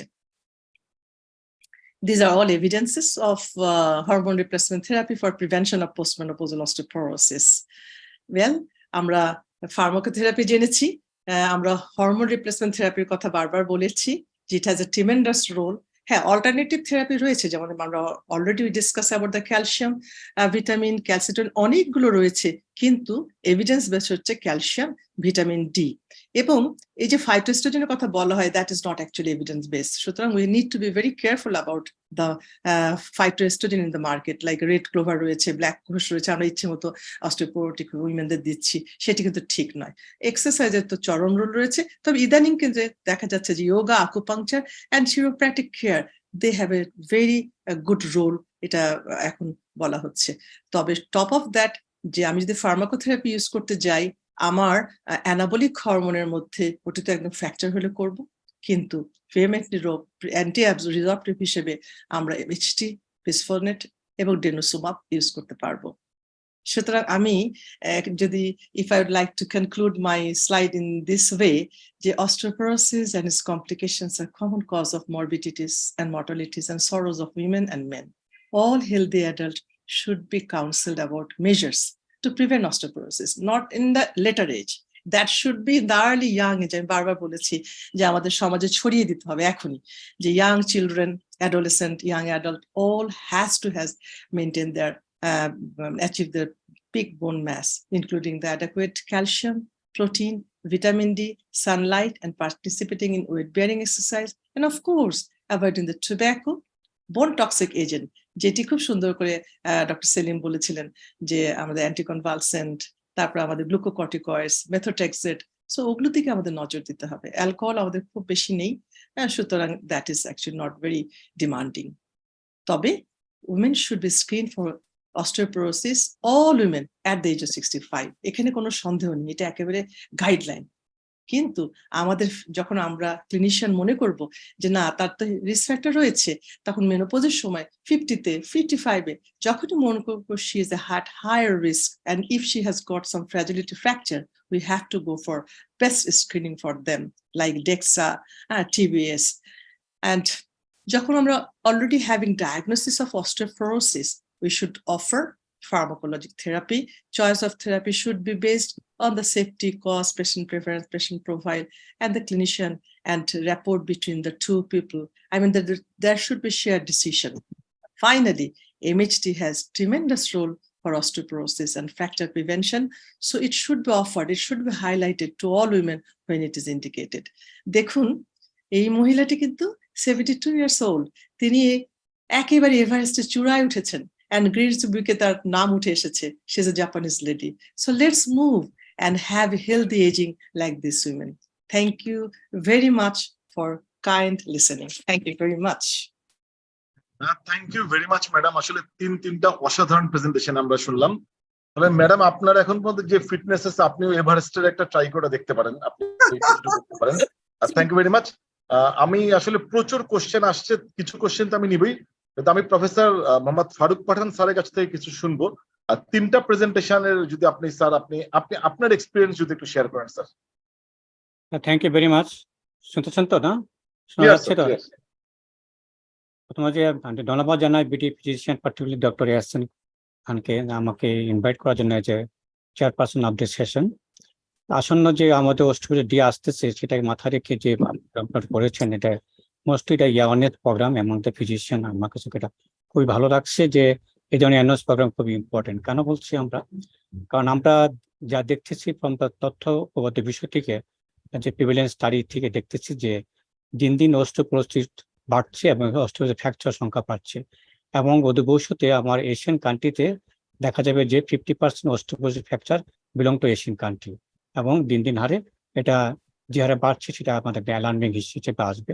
আর সেক্ষেত্রে বাংলাদেশের যেহেতু লোক সংখ্যা বাড়ছে একদিকে, দুই দিকে লাইফ এক্সপেন্ডিচারও বাড়ছে, তো দুইটা মিলেই কিন্তু আমাদের দেশে অস্টিওপোরোসিস এবং অস্টিওপোরোসিস ফ্র্যাকচার এগুলো কিন্তু দিন দিন আরো বেড়ে যাবে, যার কারণে মধ্যে আমার যে কস্টটা অনেক বেড়ে যাবে। কারণ একটা ফ্র্যাকচার হওয়া মানে হলো আর একটা ফ্র্যাকচারকে দাওয়াত দেওয়া একটা জিনিস, আর 2 নম্বর হলো তো ফ্র্যাকচার হওয়া মানে হলো আমার মর্টালিটি রেট বেড়ে যাওয়া, 3 নম্বর হলো যে আমার ফাংশনাল ক্যাপাসিটি কমে যাওয়া, যেটা অবশ্যই আমাদের যে লাইফ আমাদের সাথে যে জব কথাটা আসছে, জব ব্যাপারটা আসবে, ইকোনমিক যে ইম্প্যাক্টটা আসবে, জব পাবো না, জব হারিয়ে ফেলাবো, কাজ করতে পারবো না, অনেক ডিপেন্ডেন্সি হবে, হসপিটাল আমার স্টে বাড়বে, হয়তো আমাদের পেশেন্টের ডিপ্রেশন আসবে, ফিজিক্যাল ফাংশনাল এবিলিটি যেটা আসবে, সব মিলেই কিন্তু আমাদের একটা বিরাট প্রবলেম সৃষ্টি হয়ে যাবে এই হেলথ ইম্প্যাক্টের উপরে আমাদের অস্টিওপোরোসিস এবং রিলেটেড ফ্র্যাকচার।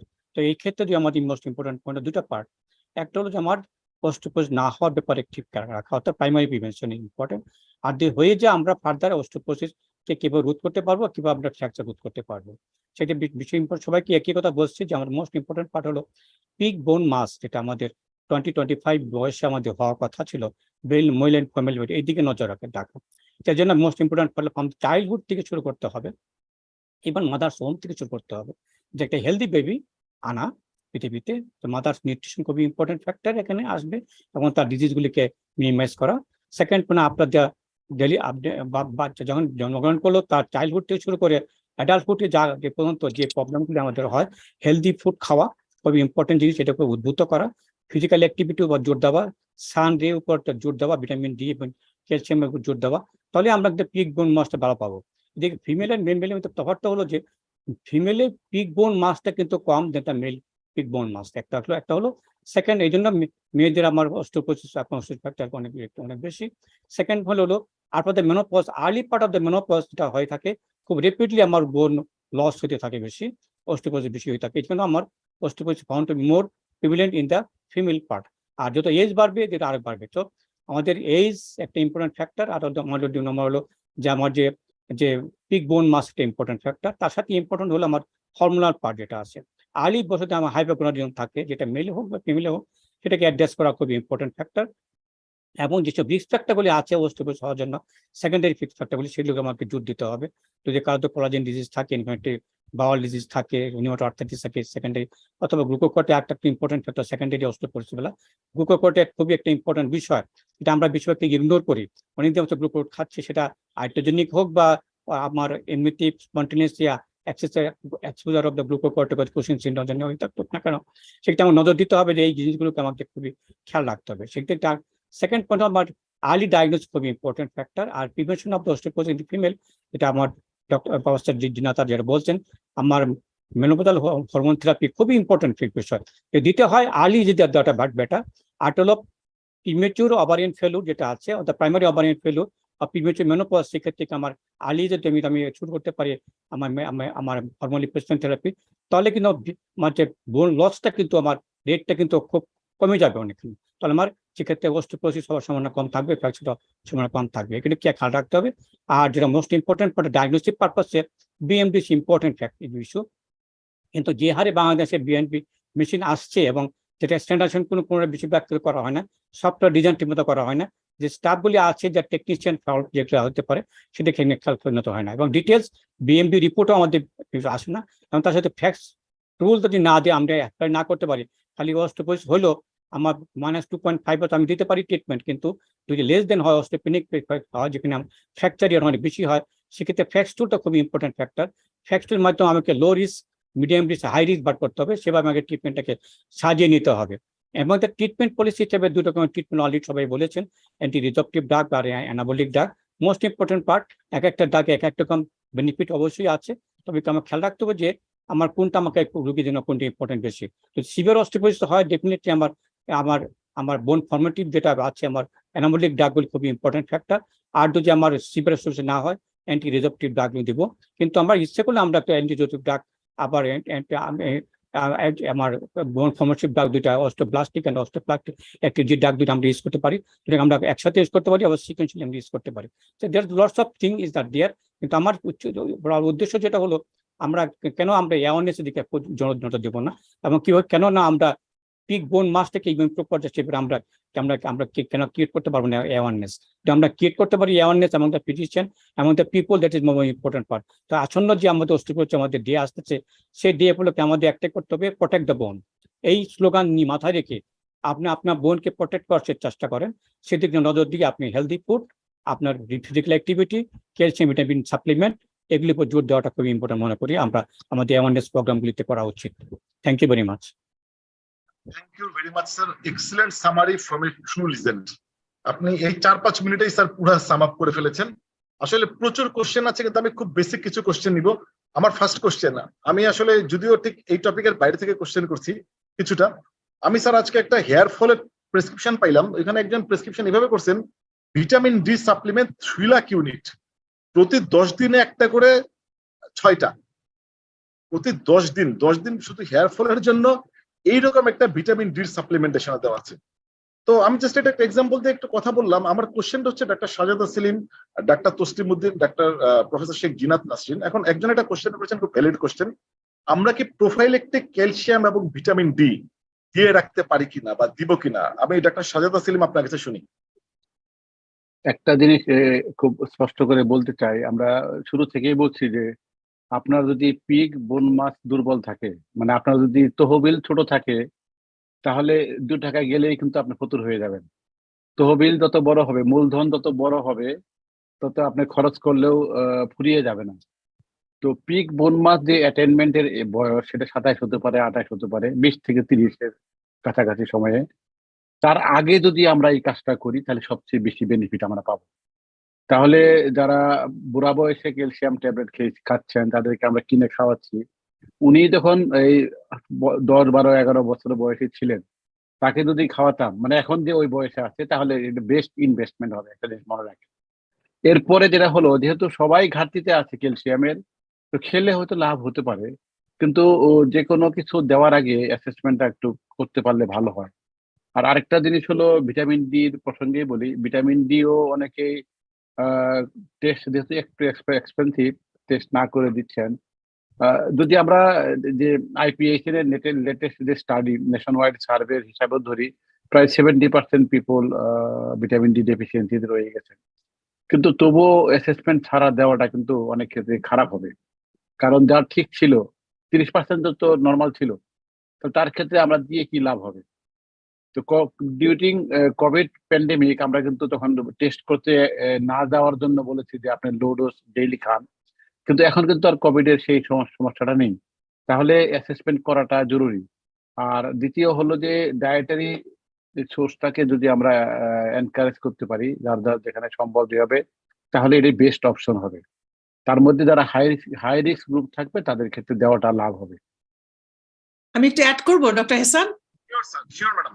হ্যাঁ, ডক্টর সেলিম তো খুব চমৎকার করে বলেছেন। আমি শুধু এখানে অ্যাড করব যে ক্যালসিয়াম যেটি আমাদের রিকোয়ারমেন্ট, সেটি আমরা কিন্তু মেপে নিতে পারি। আমাদের 1000 থেকে 1200 মিলিগ্রাম লাগবে, তখন ওটা আমাদের একটা সার্ভিং কতটুকু মিলিগ্রাম আছে, এটি পেশেন্ট তো বুঝবে না, আমরা নিজেরা মেপে নিতে পারি। এবং if you inquire the patient যে আপনি কতটুকু খাচ্ছেন বলুন তো, তখন কিন্তু আমরা বুঝে যাব।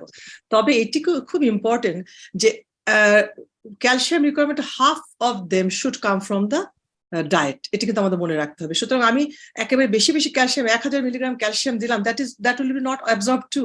সুতরাং তাকে আমার বুঝিয়ে দিতে হবে আপনি এইটুকু দই খাবেন, এইটুকু আপনি ছোট মাছ খাবেন, বা এইটুকু ভেজিটেবল খাবেন। একটা সার্ভিং কিন্তু ওয়েটেজ করা আছে। প্লাস আমাদের at least that 50% they should come from the calcium resource গুলো বলে দিতে হবে। আর সেকেন্ডলি এটুকু বলতে হবে, যদি উনি ক্যালসিয়াম খান আসলে, তখন আমরা তো 1000 দিচ্ছি, ডিভাইডেড ডোজে দিলে ভালো, কেননা অ্যাবজর্পশন যে ক্যাপাসিটি, দ্যাট ডাজন্ট মানে অ্যাবজর্ব মোর দ্যান 600 মিলিগ্রাম এট এ টাইম। সুতরাং যখন ক্যালসিয়াম দেবেন, whether you are giving citrate or carbonate at a white, separate, মানে একটু ভাগ করে দিতে হবে। Thank you. আমি কি অ্যাড করতে পারি দিনের সাথে? এটা ইম্পর্টেন্ট হলো যে আপনি ক্যালসিয়াম ভিটামিন ডি সাপ্লিমেন্ট করার আগে ইম্পর্টেন্ট হলো আমাকে ডায়েটের হিস্ট্রিটা নেওয়াটা খুব ইম্পর্টেন্ট বিষয়। আমি যদি হেলদি ফুড আমি কথা বলি, এখন যেটা যে ফুড আমার ক্যালসিয়াম ভিটামিন ডি বেশি আছে, সেই খাবারগুলিকে আমি তো প্রত্যেক মানুষকে আমি দিয়ে পৌঁছাতে পারি এই ইনফরমেশনগুলো, তাহলে আমার ডায়েটারি থেকে আমার অনেকখানি ক্যালসিয়াম ভিটামিন আমরা পেয়ে যেতে পারি। সেকেন্ড পয়েন্ট হলো যে না পাই, আমাদের আমার হিস্ট্রিতে পাচ্ছি যে এডুকেটেড ক্যালসিয়াম ভিটামিন ডি সে পাচ্ছেন, ডায়েটারি সাপ্লাই থেকে পাচ্ছে না, সেক্ষেত্রে অবশ্যই আমি ক্যালসিয়াম ভিটামিন ডি আমি সাপ্লিমেন্ট করবো। সেকেন্ড পয়েন্ট হলো ভিটামিন ডি লেভেল না, আমাদের সাথে বলতেছি আমরা ওয়েস্টার্ন কান্ট্রি কাট পয়েন্ট চিন্তা করে আমরা ভিটামিন ডি লেভেলটা বলছি যে এই কাট পয়েন্ট নিচে থাকলে ভিটামিন ডি ডেফিসিয়েন্সি আছে। আদৌ কি এই কাট পয়েন্ট কি আমাদের সেজন্য কি প্রযোজ্য হবে কিনা আমি জানি না, কারণ উই হ্যাভ স্টাডি যে যারা জেলে, যারা আপনার সারাদিন 24 ঘন্টা, যেটা আপনার ধরে নিন আপনি হলো সেন্ট মার্টিন দ্বীপে কাজ করছে, কক্সবাজার কাজ করছে, সারাদিন মাছ ধরতেছে সমুদ্রের ভিতরে, প্রচুর তারা সান দিয়ে পাচ্ছে প্রচুর, সেই তা সত্ত্বেও তাদের ভিটামিন ডি লেভেল অনেক কম পাওয়া যাচ্ছে। এই যে ভিটামিন ডি লেভেল কম পাচ্ছে, এটা কি আসলে কি ভিটামিন ডি লেভেল কম, না this is our cut point is not western কান্ট্রির কাট পয়েন্ট সাথে মিলে না? সেক্ষেত্রে আমাদের মনে হয় স্টাডি দরকার আমাদের সেজন্য, যে আমাদের সে অ্যাকচুয়ালি ভিটামিন ডি কাট পয়েন্ট কত হওয়া উচিত। That should cut point should related to the PTS level, parathyroid hormone level. So সেক্ষেত্রে দেখা যাচ্ছে যে আমরা 13 to 15 cut point vitamin D is the our cut point for the আমাদের ভিটামিন ডি এফিসিয়েন্সি। তো যে চিন্তা করি সেটা কাটপয়েন্ট নেওয়া উচিত। ভিটামিন ডি সবাইকে হরদম দেওয়াটা এটা আমি মনে করি খুব ইম্পর্টেন্ট বিষয় না, এবং সেক্ষেত্রে আমাকে অবশ্যই ভিটামিন ডি লেভেল দেখতে হবে, কারণ hyper vitaminosis, hyper calcinosis, calcium level is also important factor for our health hazard. So আমি হরদম সবাইকে দিব সেটা কিন্তু আমি মনে করি বেটার চয়েস না। স্যার একটা খুব ভালো কিন্তু কোশ্চেন রেজ করেছেন যে আসলে আমাদের যে ভিটামিন ডি লেভেলটা কিরকম হওয়া উচিত, কারণ যে সারাদিন সান এক্সপোজার আছে বা যারা রোদে কাজ করছে তাদেরও ভিটামিন ডি এরকম ইনসাফিসিয়েন্ট কেন আসবে? সো ডাক্তার সাজাদা সেলিম স্যার, আপনারা তো এন্ডোক্রাইন সোসাইটি থেকে অনেক কাজ করছেন, হোপফুলি আপনার এই ব্যাপারটা এখানে আমি একটু যোগ করি, স্যার যেটা বললেন এখানে আরো অনেকগুলো ইস্যু জড়িত আছে। একটা হলো যে একটা পাইলট স্টাডি করেছি আমরা, একটা পাবলিকেশনও হয়ে গেছে। আমরা ওই অন্যান্য দেশে বিশেষ করে যে আমেরিকান এন্ডোক্রাইন সোসাইটির স্ট্যান্ডার্ড হলো যে 20 থেকে 30 হলো insufficiency group, less than 20 deficiency, less than 10 severe deficiency, above 30 sufficiency group. তো এটার স্যার যেটা বললেন যে যদি ভিটামিন ডি কমে যায় সেক্ষেত্রে কিন্তু সেকেন্ডারি রেইজ অফ পিটিএইচ হবে। তো আমরা এখানে যে স্টাডিটা করেছি সেখানে আরসি কাপ বের করে 95% কনফিডেন্স ইন্টারভাল দেখেছি যে পিটিএইচ এবং ক্যালসিয়াম লেভেল নর্মাল থাকে। এটা আমাদের পপুলেশনে, আমরা কিন্তু একদম ছোট স্টাডিও হয় 225 জনকে নিয়ে আমরা করেছি। সেখানে দেখা গেল যে বাংলাদেশের জন্য 27.5 এটা হলো যে আরসি কার্ভটা 95% কনফিডেন্স ইন্টারভ্যালকে ফুলফিল করে। তাহলে ওই 30টাকে 27.5 এ নামছে। কিন্তু এটাকে যদি আমরা আর একটু লার্জ স্কেল করি হয়তো একটু কম বেশি হবে।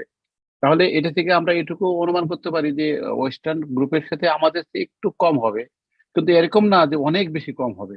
কিন্তু তাহলে এরকম কেন হলো? যারা লম্বা সময় সান এক্সপোজ, শুধু উনি একদিনে যে সময় সান এক্সপোজ থাকে ঢাকার হয়তো একজন 1 বছরেও সেই পরিমাণ এক্সপোজার হচ্ছে না। তাহলে এখানে কেন ঘটছে সেগুলো অনেকগুলো কারণ থাকতে পারে, কিন্তু আমার ব্যক্তিগত মতামত হলো নাম্বার 1 কজ যে আমাদের বাংলাদেশের মানুষের হিউজ কার্বোহাইড্রেট কনজাম্পশন করছে এবং সবচেয়ে কম প্রোটিন কনজাম্পশন করছে, এবং ফ্যাট কনজাম্পশন কিন্তু কম।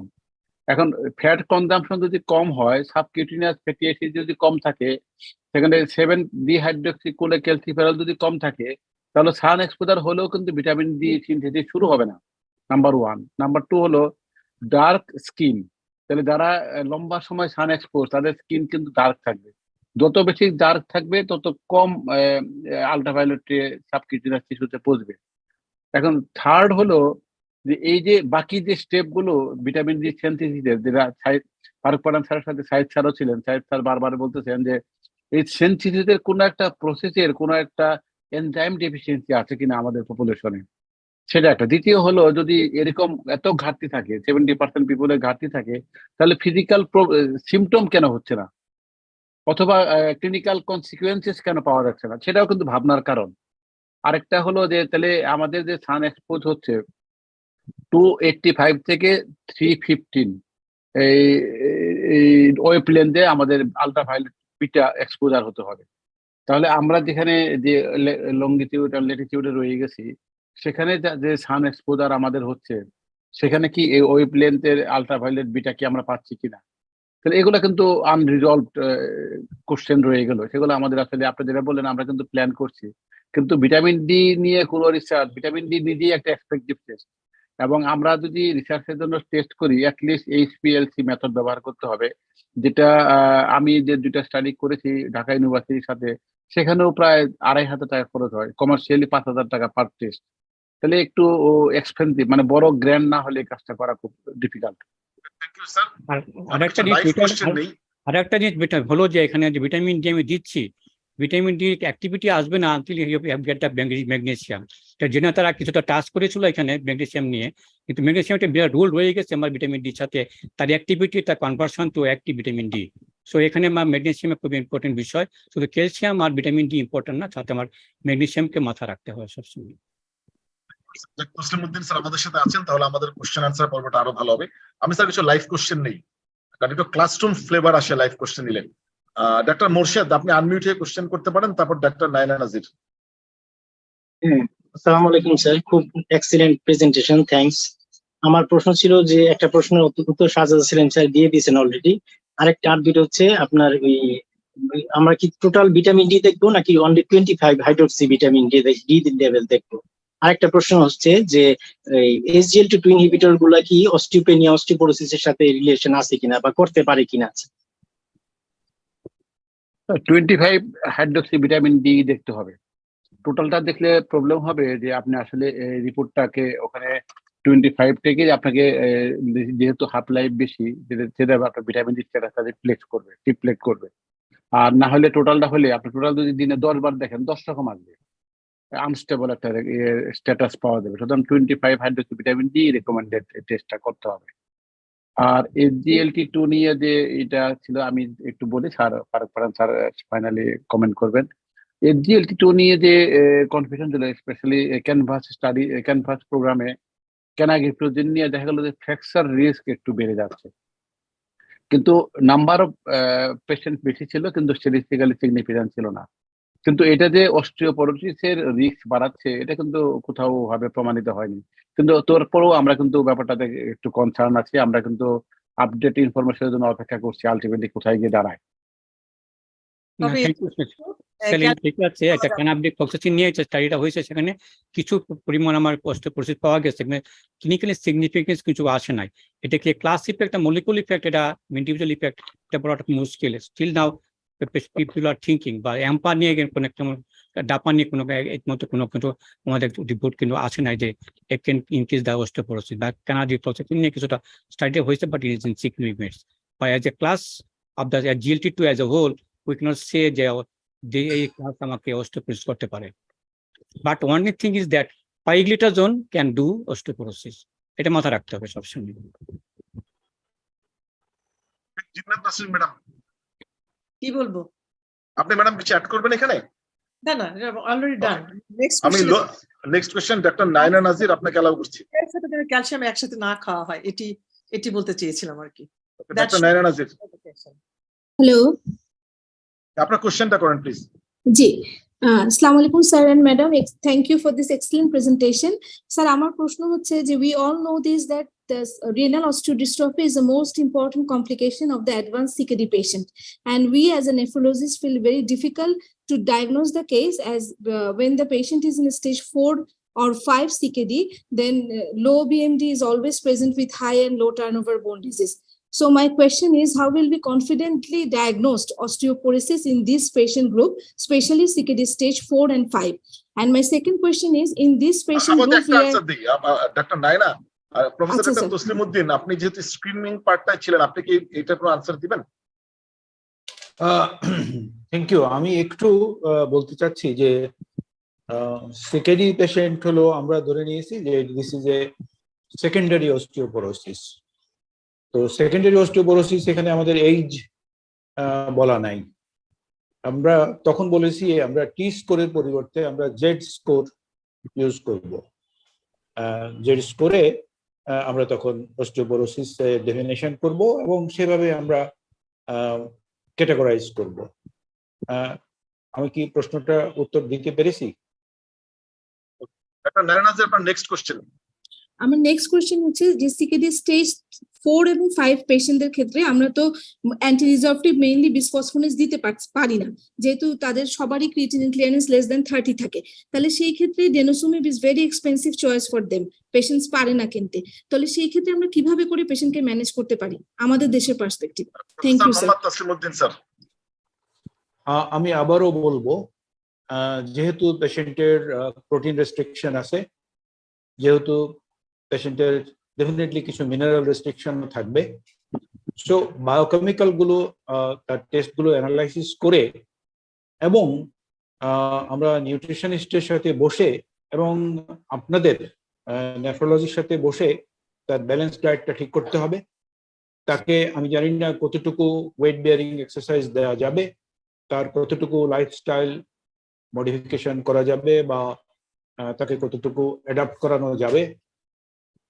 আর আপনাকে অস্টিওপোরোসিসের অ্যাক্টিভ ট্রিটমেন্ট তো দিতেই হবে, সো সেখানে denosumab is a right choice. এইখানে 60 মিলিগ্রাম স্টেজ 3-তে আমার মনে হয় ফারুক পাঠান স্যার যদি কিছু কমেন্ট করেন। Thank you very much. এখানে যেটা ইম্পর্টেন্ট বিষয় হলো আমার তো রেনাল ডিস্টোপিয়া হওয়ার কারণটা কি, টার্সারি হাইপারপ্যারাথাইজম বা secondary hyperparathyroidism because of the high phosphate level. So এখানে ওই জায়গাটা আমাকে জোর দিতে হবে ফসফেট লেভেল কমানো, যাতে পিটিএস লেভেলটা কমানো যায়, তাহলে আমার ফার্দার প্রসেসটা রোধ করা যাবে, একটা ইম্পর্টেন্ট বিষয়। আর যারা অলরেডি হয়ে গেছে অস্টিওপোরোসিস, সেখানে একমাত্র আমার ডিনোসুমেব ছাড়া আর কোনো আমার চয়েস নাই এখানে। কিন্তু ডিনোসুমেব আমার বেশি দিন দিতে পারবো না, অনলি 2 ইয়ার্স আমরা দিতে পারবো, তার বেশি আমি দিতেই পারবো না। সেক্ষেত্রে আপনার 60 মিলিগ্রাম বা 30 milligram days no dose, dose is same for all. কিন্তু সেখানে ডিনোসুমেব ছাড়া আর কোনো ড্রাগ চয়েস কিন্তু আমাদের নাই, 20% নাই, অ্যানাবলিক ড্রাগও নাই। সো আমাকে এখানে জোর দিতে হবে মেনলি আমার এই ধরনের ড্রাগ ইউজ না করে আমার মেনলি জোর দিতে আমাকে হাইপারফসফেনিক কিভাবে কমানো যায়, পিটিএস লেভেলে কিভাবে কমানো যায় সেদিকে নজর দেওয়া এবং ভিটামিন ডি লেভেলটাকে ঠিক রাখা ইজ মোর ইম্পর্টেন্ট। স্যারের সাথে একটু বলবো যে স্যার আমরা তো ডেনোসুমাবটা রেনাল ডিজিজে আমরা ইউজ করব because that is the choice of drug, এবং 2 বছরের পরে স্যার যদি আমি ডেনোসুমাবটা সাডেনলি স্টপ করি, দেখা গেছে রেনাল পেশেন্টদের have much more higher incidence of fracture. In that we have to switch over. 1 মাস ড্রাগ হলিডে দিয়ে যদি পেশেন্টের প্রোফাইল ভালো থাকে উই ক্যান রিস্টার্ট, কিন্তু যদি আমাকে ডেনোসুমাব বন্ধ করতে হয় তাহলে বিসফোরনের যদি আমরা লোয়ার ডোজে দিই স্যার, তাহলে we can probably prevent that. There is no recommendation like that. এখন কোথাও নাই, ওরকম বলা নাই। আর সেটা আছে কোথায়, সেটা হলো কিডনি পেশেন্টকে না। আপনি যেমন মনে করেন এখন স্ট্যান্ডার্ড রিকমেন্ডেশন হলো যে ডেনোসুমেব 6 মান্থলি ম্যাক্সিমাম 5 ইয়ার্স দেওয়া যেতে পারে, এবং আপনি একটা বেজলাইন বিএমডি থাকলে পরে আবার বিএমডি করে যদি আপনার স্যাটিসফ্যাক্টরি হয় তাহলে ভালো ডিসকন্টিনিউ করতে পারেন। স্যাটিসফ্যাক্টরি না হয় তাহলে সেই ক্ষেত্রে we can switch to bisphosphonate. এটা কিন্তু রেনাল ডিসফাংশন পেশেন্টদের ক্ষেত্রে নয়, অন্য পেশেন্টদের ক্ষেত্রে। আর রেনাল ডিসফাংশনের ক্ষেত্রে যে নাজির যে প্রশ্ন করেছেন, আপনি যদি খরচের কথা ধরেন, ওই পেশেন্টটা কিন্তু আসলে এমনিতে ব্যাপক খরচের মধ্যে আছে। যেমন যদি অল্টারনেট ডে বা 3 days অ্যাপার্ট যদি তাকে ডায়ালাইসিস করতে হয়, সে খরচও আছে। এদের অনেকেরই মুভমেন্ট কিন্তু রেস্ট্রিক্টেড থাকে। এখন ইমোবিলাইজেশনও কিন্তু অস্টিওপোরোসিসকে আবার অ্যাগ্রাভেট করবে। তাহলে যদি সম্ভব হয় দিতে পারলে ভালো, আর না পারলে তো আর যদি ফিনান্সিয়াল ক্রাইসিস থাকেই, কিছু করার নাই। কিন্তু একটা জিনিস স্যার বলি, তসলিম স্যার যেটা বললেন, আমি একটা ফারুক পাঠান স্যার আমার সাথে একমত হবেন। আমরা কিন্তু একটা জিনিস নিয়ে একটু সাফার করছি, যে যখন বলা হচ্ছে যে 0.8 gram up to 0.8 gram protein per day, তাহলে যদি 60 কেজি হয় তাহলে কত 4.8 গ্রাম প্রোটিন। এটাকে কিন্তু ইন্টারপ্রিটেশনে একটু গ্যাঞ্জাম হয়ে যেতে। কিরকম, যদি 4 গ্রাম প্রোটিন ধরি, 1 গ্রাম প্রোটিন ধরি, 6 গ্রাম মাছ খেতে হবে, 5 গ্রাম মাংস খেতে হবে। একটা ডিমে আমরা যদি আমরা ডিম হিসাব করি তাহলে ডেইলি আমাদের হয়তো 8টা ডিম খেতে হবে। কিন্তু আমরা যখন রেস্ট্রিকশন করছি, তাকে এত নিচে নামিয়ে আনছি, সে আগেই কিন্তু রেস্ট্রিকশন করার পরে প্রোটিনকে হিসাব করলে, মাছ মাংস কনভার্ট করলে যা হবে, আমরা কিন্তু নর্মালি তার চেয়ে কম খাচ্ছি।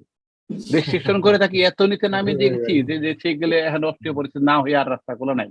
তাহলে নেফ্রোলজিস্টদেরকে আমরা এটা আমাদের পক্ষ থেকে, এন্ডোক্রাইনোলজিস্টের পক্ষ থেকে অনুরোধ করতে চাই যে প্রোটিনটাকে কিন্তু মাছ মাংস দিয়ে কনভার্ট করা যাবে না। তাহলে প্রোটিনের 6 গুণ হবে মাছ, যে পরিমাণ প্রোটিন দাঁড়াবে, আর 5 গুণ হবে মাংস। তাহলে এটা যদি করি তাহলে কিন্তু আমরা অস্টিওপোরোসিস কমাবার আরেকটা রাস্তা খোলা থাকবে। মোস্ট ইম্পর্টেন্ট আমরা হিস্ট্রি নেই না, আমাদের হিস্ট্রি নিতাম তো দেখা যেত যে রুগীটা তো মাছ মাংস খাওয়ার কোনো তার স্কোপই নাই, সে স্বাধীন আপনার শাকসবজি খায় আর ডাল খায়, এটাই তার প্রোটিনের সোর্স। তো যে রুগী সিকেডি আছে সে যখন আপনার ফার্স্ট ক্লাস প্রোটিন খাওয়ার তার সুযোগই নাই, কেন আমি ডাল বন্ধ করবো, সবজি বন্ধ করবো? তো তার জন্য ওইটাই তার ফার্স্ট ক্লাস প্রোটিন। মিক্স ডাল দাও, মিক্স ভেজিটেবল দাও, দ্যাট উইল কনভার্ট এর ফার্স্ট ক্লাস প্রোটিন। সেক্ষেত্রে আমার বন্ধ করার কোনো প্রয়োজন নাই। যে ক্ষেত্রে আমি বলতে চাচ্ছি সিকেডি পেশেন্টের most important part is not to prevent osteoporosis, আমার most important part to progress the disease of the CKD. সেক্ষেত্রে আমার হাইপারফসফেট লেভেল কমানোটা খুব ইম্পর্টেন্ট পার্ট। আর না কমাতে পারলে আমার পিটিএস লেভেল হাই থাকবে, অলওয়েজ অস্টিওপোরোসিসের দিকে দাবি যাবে। ভিটামিন ডি লেভেলটা ঠিক রাখাটা ইম্পর্টেন্ট বিষয়। আর যদি পিটিএস লেভেল হাই থাকবে আমার মোর অস্টিওপোরোসিসের দিকে যেতে থাকবে। সো এখানে আমার মোর প্রিভেন্টিভ, আপনার reduce the progress of the osteoporosis more important than the treatment of it. Thank you very much sir. Professor Zinat Nasrin madam, আপনার কাছে একটা ডিরেক্ট কোশ্চেন আছে। How long can we provide tibolone in a post menopausal women? Can it be given in surgical menopause? Well, thank you for the question. Well, tibolon actually আমাদেরকে যখনই কোনো hormone দেবো আমরা, সেটা এস্ট্রোজেন হোক টিবোলন হোক, case প্রোফাইলটা দেখে নিতে হবে। হ্যাঁ, প্রত্যেকটা হরমোন কিন্তু ইন্ডিভিজুয়ালাইজ করে নিতে হবে। তো আপনি যে প্রশ্নটি করেছেন, how long safely you can give women up to 10 years। তবে 5 years কে ধরা হয় যে 5 years লট অফ বেনিফিটস পাওয়া যায়, এরপরে সাইড এফেক্ট গুলো আসতে হয়। সুতরাং 5 years পরে আপনার সেই মহিলাকে যাকে আপনি টিবোলন দিচ্ছেন তাকে আবার রিস্ক অ্যাসেসমেন্ট করতে হবে। এবং আরো মজার কথা যে আজকাল বলা হচ্ছে there is no hard and fast rule to stop hormone at a certain period of time as long as she can take। কিন্তু কথা হচ্ছে আমরা সাইড এফেক্ট জানি, সুতরাং আপনি যখন হরমোনটিকে কন্টিনিউ করবেন definitely you have to look after the risk and benefits of that particular age. তবে সেফলি আপনি 5 years দিতে পারবেন। আপনি জিজ্ঞেস করেছেন সার্জিক্যাল মেনোপজ। ওয়েল, সার্জিক্যাল মেনোপজে usually it is younger patient, so probably the choice of drug is the estrogen. Tibolone দেওয়া যায়, মনে রাখতে হবে টিবোলনটা আমরা তাদেরকেই দেব যাদের 1 বছর হয়ে গেছে menopause, I mean elderly women, তাদেরকে আমরা টিবোলন ইউজ চেষ্টা করি। কিন্তু younger women who are having surgical menopause, they suddenly feel a severe estrogen deficiency symptoms, so we have to give them estrogen like menopause hormone therapy. Thank you. Thank you madam. আমি দুইটা live question নেই। Doctor Jannatul Ferdous Priti, আপনাকে allow করছি, আর তারপর doctor Aryan, আমরা তারপর শেষ করে ফেলবো। আসসালামু আলাইকুম স্যার। ওয়ালাইকুম আসসালাম। স্যার আমার কয়েকটা ছোট কোশ্চেন আছে। স্যার একটা কোশ্চেন হলো, স্যার আমরা যে স্কিন প্রোটেকশনের জন্য সানস্ক্রিন বা সানব্লক ইউজ করি, এক্ষেত্রে স্যার আমাদের সানলাইট থেকে ভিটামিন ডি পেতে কোনো সমস্যা হবে কিনা? স্যার আরেকটা কোশ্চেন। জি স্যার, আমরা একটা করে হ্যাঁ আনসার। ঠিক আছে। না, এটা তো আপনি ইচ্ছা করে করলেন, হবে সমস্যা হবে না, কেন সমস্যা তো করা হলো। যেমন অনেকে ভাবেন যে উনি এমন জায়গায় বসে কাজ করছেন ওখানে আলো আসে, তো ওই গ্লাস গুলো কিন্তু ডক্টর শাহজাদা সেলিম, আমি একটু যিনি প্রশ্ন করেছেন ওনাকে বলি, সানস্ক্রিন কি অল ওভার দ্য বডিতে দেওয়া হয়, over the whole body? Sir বডির, স্যার বডির এক্সপোজ পার্ট, বিশেষ করে স্যার আমাদের ফিমেলদের ক্ষেত্রে ফেস আর স্যার আর্মের যে পার্টটা এক্সপোজ থাকে স্যার এইটুকু। পুরোটাতেই দেয় না? পুরোটাতে দেয় না, স্যার পুরোটাতে না স্যার, স্যার বডির এক্সপোজড পার্ট যেটুকু সেইটুকুতে স্যার ইউজ করা হয়। আর এখানে যেটা ঘটেছে, আমরা যখন অ্যাডভাইস করছি আমরা বলছি যে কমপক্ষে 18% body should be expose to Sunlight, এবং যদি ইনফ্রিকুয়েন্ট হয় তাহলে মোর দেন 30 মিনিট, ফ্রিকুয়েন্ট হলে অ্যারাউন্ড 10 থেকে 15 মিনিট। তাহলে যে অংশটুকু সান এক্সপোজ হতো সেটি কিন্তু সান ব্লক করা হয়ে গেল। তাহলে এটা কিন্তু আমি যদি খুব সহজ সরল মানে একদম গ্রাম্য ভাষায় বলি, তাহলে পলিথিনের ভিতরে মিষ্টি রেখে বাইরে থেকে খাইলে যেরকম হবে সেরকম হলো।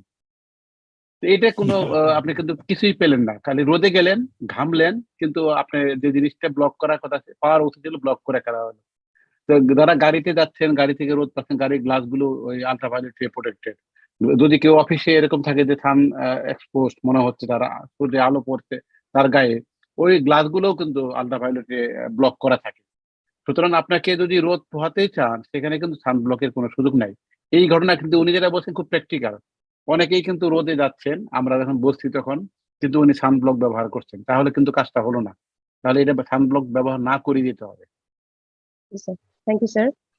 স্যার আরেকটা কোশ্চেন, স্যার আমরা যারা অলমোস্ট 30 ক্রস করে ফেলেছি তো তাদের ক্ষেত্রে স্যার কোনো প্রোটেক্টিভ মেজার আছে কিনা অস্টিওপোরোসিস প্রিভেনশনে? আমি একটু বলতে চাই। জি বলেন। খুব ভালো প্রশ্ন। ডক্টর শাহজাদা সেলিম আগে কিন্তু বলেছিলেন যে আপনি কত তহবিল বা কত মূলধন নিয়ে আপনি আপনার ব্যবসাটা শুরু করলেন। মানে কথাটা হইলো এরকম যে আপনি যখন রিটায়ার করলেন আপনার ব্যাংক ব্যালেন্স কত আছে, আপনি তাহলে ব্যাংক ব্যালেন্সটা সবসময় বড় করবেন।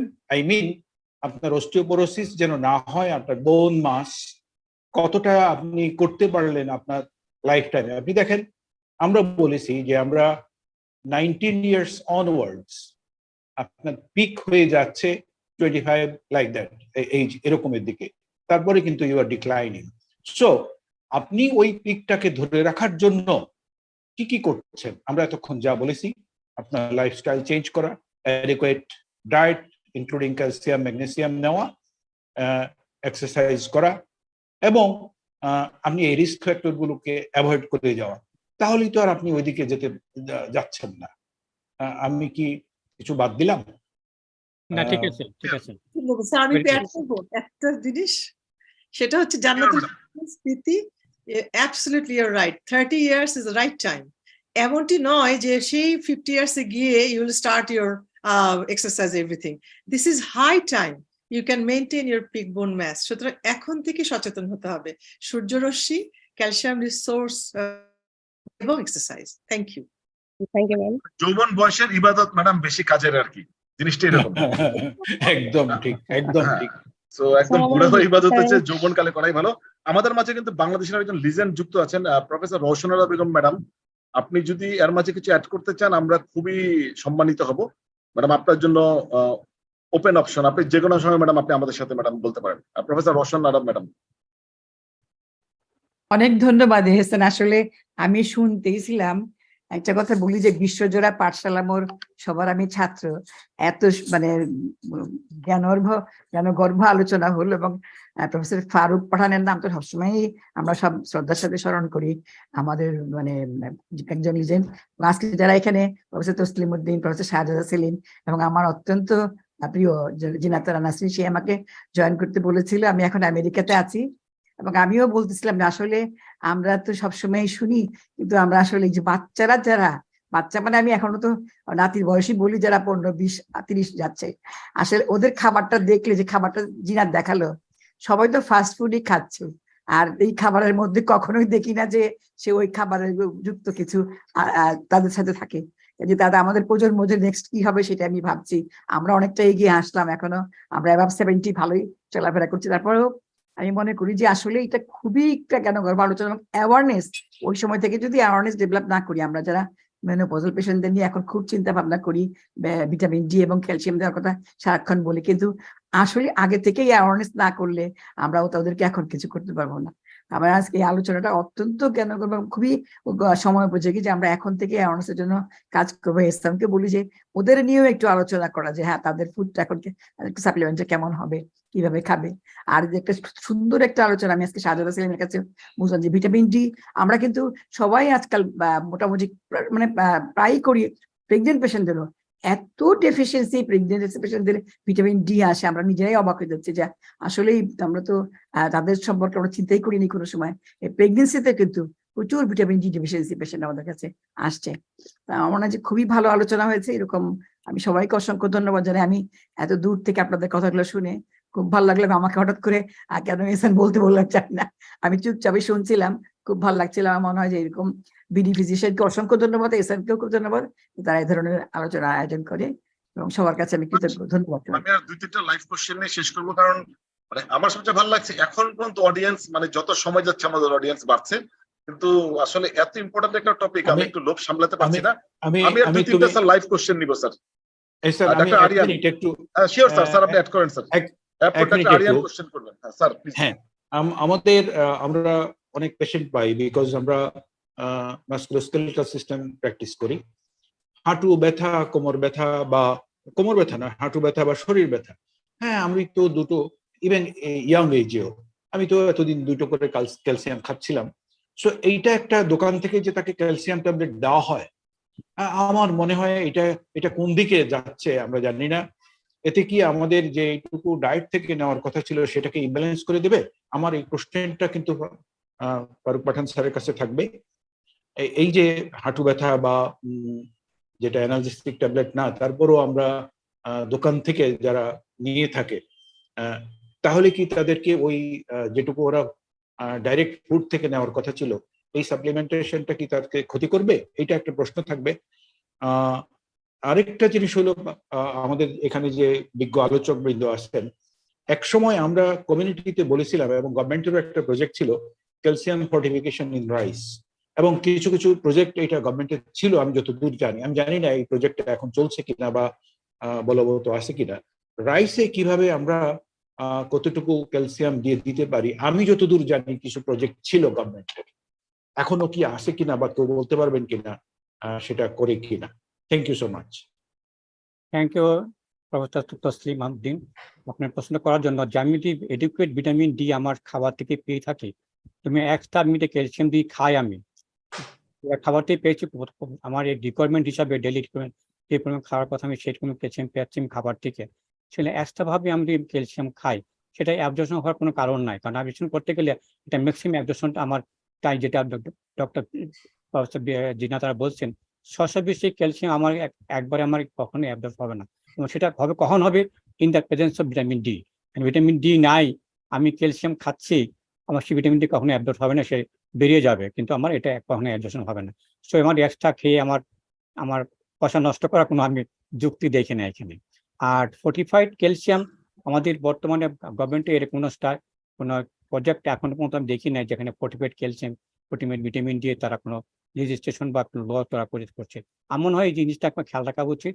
পৃথিবীর সব জায়গাতে কিন্তু আমার ফর্টিফাইড ক্যালসিয়াম আর সাপ্লিমেন্টে আমার খাবারের ভিতরে দেওয়াটা এবং ভিটামিন ডি দেওয়াটা কিন্তু অনেক জায়গা থেকে কিন্তু চালু আছে, কিন্তু আমাদের কিন্তু সেই জিনিসটা এখন পর্যন্ত আছে। আমাদের এখন আমার সোচ্চার হইতে হবে, আমাদের যারা ফিজিশিয়ান যারা আছে, যে প্রতি আমাদেরকে গভর্নমেন্টকে ইম্পোজ করা যে আমাদের প্রতি ভিটামিন ডি এবং ক্যালসিয়ামটাকে আমরা যদি খাবার থেকে না পাই থাকি পর্যাপ্ত পরিমাণ সেটা আমাদেরকে দেওয়া হয় ফর্টিফাইড করে। Thank you sir. আরিয়ান, আপনার কোশ্চেন জন্য thank you very much sir. Doctor Arian. Thank you, Dr. Ehsan Bhai. Actually, I'm Dr. Marina. He is my son. First of all, nephrologist from Chittagong. হ্যাঁ বলেন madam. First of all, I want to pay my gratitude to all the great teachers of us. আমি actually মানে আমাদের আজকে চারজন প্রেজেন্টারের খুবই ভক্ত।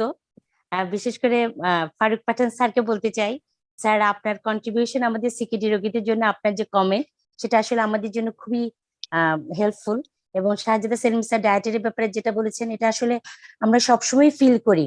Actually আমরা প্রোটিন রেস্ট্রিক্ট করি, কিন্তু হিস্ট্রি নিলে দেখা যায় যে actually they are not affordable economically, এবং অ্যাকচুয়ালি ওরা খেতেও পারে না ডিউ টু ডিক্রিজ অ্যাপেটাইট ইত্যাদি ইত্যাদি ইত্যাদি।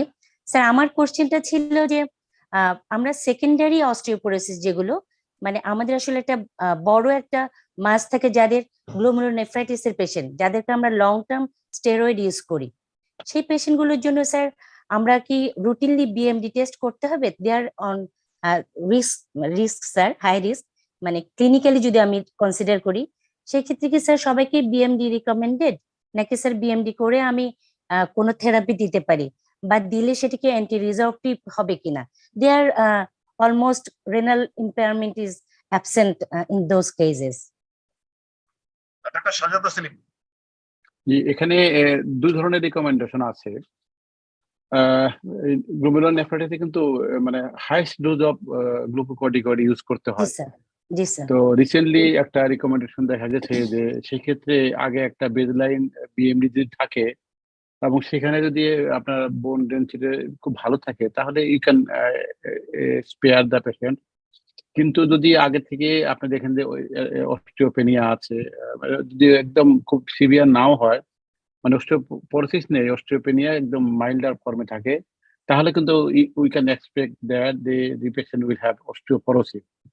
তাহলে সেই ক্ষেত্রে কিন্তু শুরু থেকে ট্রিটমেন্ট দেওয়াটা উচিত হবে। কিন্তু এখন পর্যন্ত কমন ট্রেন্ড যেটা, সেটাতে কিন্তু এটা টেস্ট করা হচ্ছে না, ট্রিটমেন্টও করা হচ্ছে না।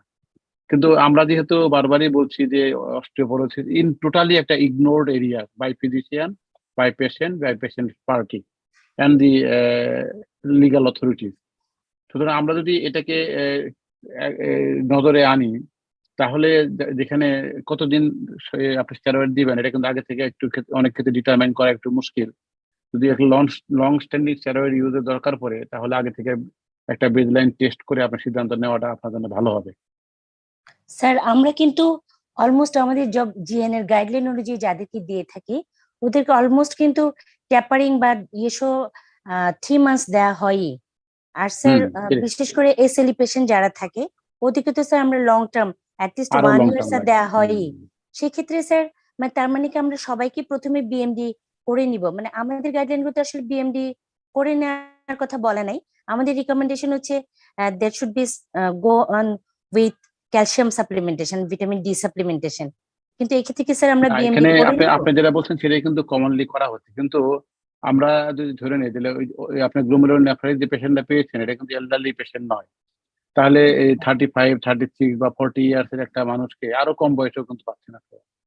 তাদেরকে যখন আপনি এরকম একটা ট্রিটমেন্ট দিলেন যেটা সিভিয়ার বোন লস করতে পারে, তাহলে এরপরে আপনার ট্রিটমেন্ট আর গ্লুকোকর্টিকয়েড দেওয়া হলো না, কিন্তু ওই মানুষটার বোন হেলথের কি হলো? Severely destroyed. তাহলে আমাদেরকে কিন্তু প্রিজার্ভেশন করাটা খুব জরুরি হবে, কারণ আমরা চাই যে আপনার এই ট্রিটমেন্টের পরে ওই লোকটি তার নর্মাল লাইফ মানে অ্যাক্টিভ লাইফ স্টাইলটা মেনটেন করতে পারো, এবং তারপরে 40-45 বছর কিন্তু highest contributing time for the nation. তাহলে সেটা যদি একজন ইয়াং ম্যান তার বোন হেলথ পোর, সে কিভাবে গুড কোয়ালিটি সার্ভিস দিবে? এটা কিন্তু পারবে না। তাহলে কিন্তু প্রবলেম হলো বিএমডিও কিন্তু একটা ইনএক্সপেন্সিভ টেস্ট নয়, আবার পরমাণু শক্তি কমিশনের সেন্টার গুলোতে করতে গেলে লং কিউ, তাহলে সেগুলো আপনাকে একটু বিবেচনা করতে হবে, কিন্তু যদি করা যায় তাহলে সবচেয়ে ভালো হতো করে নিতে পারলে। আমি একটু অ্যাড করতে চাই, গ্লোমেরুলোনেফ্রাইটিস ইউজুয়ালি অত আপনার above the age of 40 কিন্তু কম, আমাদের বিশেষ ক্ষেত্রে ইয়াঙ্গার এজ গ্রুপে হয়। সেক্ষেত্রে মোস্ট ইম্পর্টেন্ট পার্ট হলো আমার পিক বোন মাসটাকে ঠিক রাখা। সেক্ষেত্রে পিক বোন মাস ঠিক রাখার জন্য কথা যে calcium, vitamin D, magnesium supplement খুব ইম্পর্টেন্ট বিষয়। আর সেকেন্ড পয়েন্ট হলো যদি আমার রেনাল ইম্পেয়ারমেন্ট অলরেডি হয়ে থাকে, I have to check the phosphate level first and PTS level first. You see that আমার হাইপারথাইরয়েডিজম এখন যে সেকেন্ডারি হয়ে গেছে বা টার্সিয়ারি হয়ে যাচ্ছে বা ফসফেট লেভেল হাই থাকে, তখন ওটা কি আপনি কমানোর চিন্তা করেন? আমি কিভাবে পিটিএস লেভেলে কমায় রাখতে পারবো, পিটিএস লেভেল অ্যাক্টিভিটি কমায় রাখতে পারবো, যেটা মোর ইম্পর্টেন্ট। তাহলে আমার পিক বোন মাস আমার হ্যাম্পার করবে না। এটি more important than the giving the BNP করাচ্ছে। বিএনপি এখানে করতে গেলে আমাকে যেটা করতে হয়, এখানে বিএনপি থেকে আমার জেড স্কোরটা important, T score important. So সেক্ষেত্রে আমার জেড স্কোরের উপর নির্ভর করতে হবে than the T score. Thank you very much sir. আমরা আমাদের আজকের লাস্ট কোশ্চেন নিয়ে শেষ করবো, কারণ আসলে যে হারে কোশ্চেন আসছে আমার মনে হয় যে আমরা সারা রাতে শেষ করতে পারবো না। Last question doctor Mirza Shibli. আসসালামু আলাইকুম স্যার। ওয়ালাইকুম আসসালাম, আপনার question please. Thank you my respected teachers. মানে আমাদের সৌভাগ্য যে আমরা এত সুন্দর একটা আপনার প্রেজেন্টেশনের মানে শুনতে পারলাম। স্যার আমার দুইটা question sir. Sir effectiveness of oral bisphosphonate that is ibandronic acid sir, যেটা খুব ইনভেরিয়েবলি ইউজ করা হয় স্যার, এটা একটু ওকে। আমরা professor doctor Taslim Uddin sir, আপনি এই কোশ্চেনের যদি আনসার দেন। আমরা ইবাড্রোনিক অ্যাসিড প্রথমেই দিতে বলি, মানে this is the first choice. যদি ইভেন আমরা অস্টিওপেনিয়াকে যদি পিকের দিকে নিয়ে যেতে চাই, অথবা অস্টিওপোরোসিস আছে কিন্তু ভার্টিব্রাল ফ্র্যাকচার বা ওইদিকে বা অত কিছু নাই, তাহলে আমরা সেখান থেকে অস্টিওপোরোসিস টু অস্টিওপেনিয়া আমরা এই দিকে নিতে চাই। সো ইবাড্রোনিক অ্যাসিড যদি কন্ট্রাইন্ডিকেশন, আমরা আবার বলছি কন্ট্রাইন্ডিকেশন গুলো হলো তার যদি স্টমাকের প্রবলেম বা সে যদি ইনটলারেন্স হয়ে থাকে, যেগুলো হয় ইবাড্রোনিক অ্যাসিড গুলো অনেক সময় ইনটলারেন্স হয়ে যায়, এক ডোজ 2 ডোজ দিলে পরে পেশেন্টটা নিতে চায় না because of the GI effects, even musculoskeletal pain, fever, like that.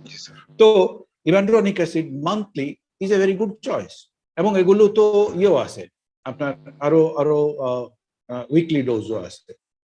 Yes, I support it. জি স্যার, থ্যাংক ইউ স্যার।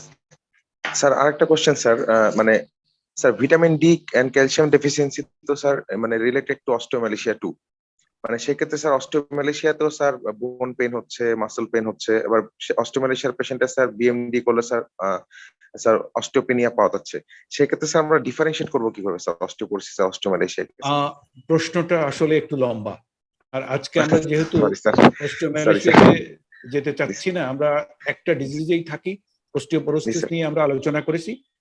অস্ট্রোমালেশিয়াটা আসলে তো হলো মালয়েশিয়া, মানে বুঝতে পারছেন, মেল মেল কি বলে, mail association.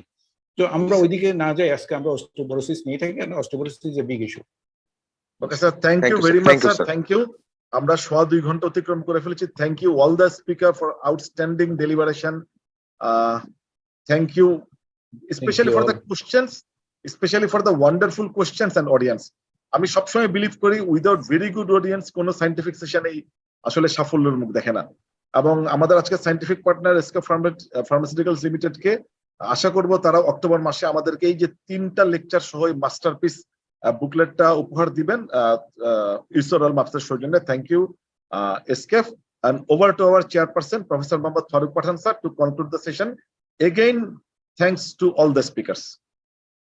Thank you very much, Dr. Hassan, for asking me to closing the session here.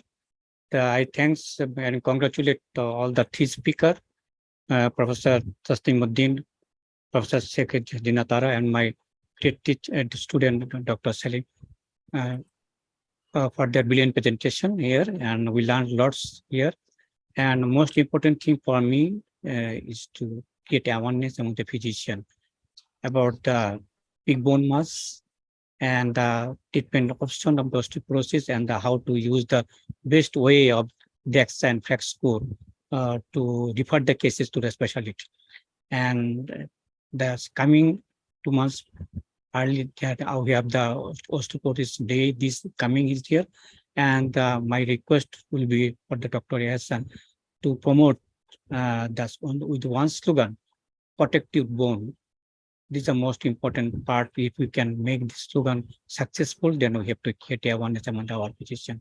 Thank you very much. Again, I shall telling the same thing, protective bone. Sir, thank you very much. Thank you all. আমাদের আজকের session আমরা এখানেই সমাপ্তি ঘোষণা করছি।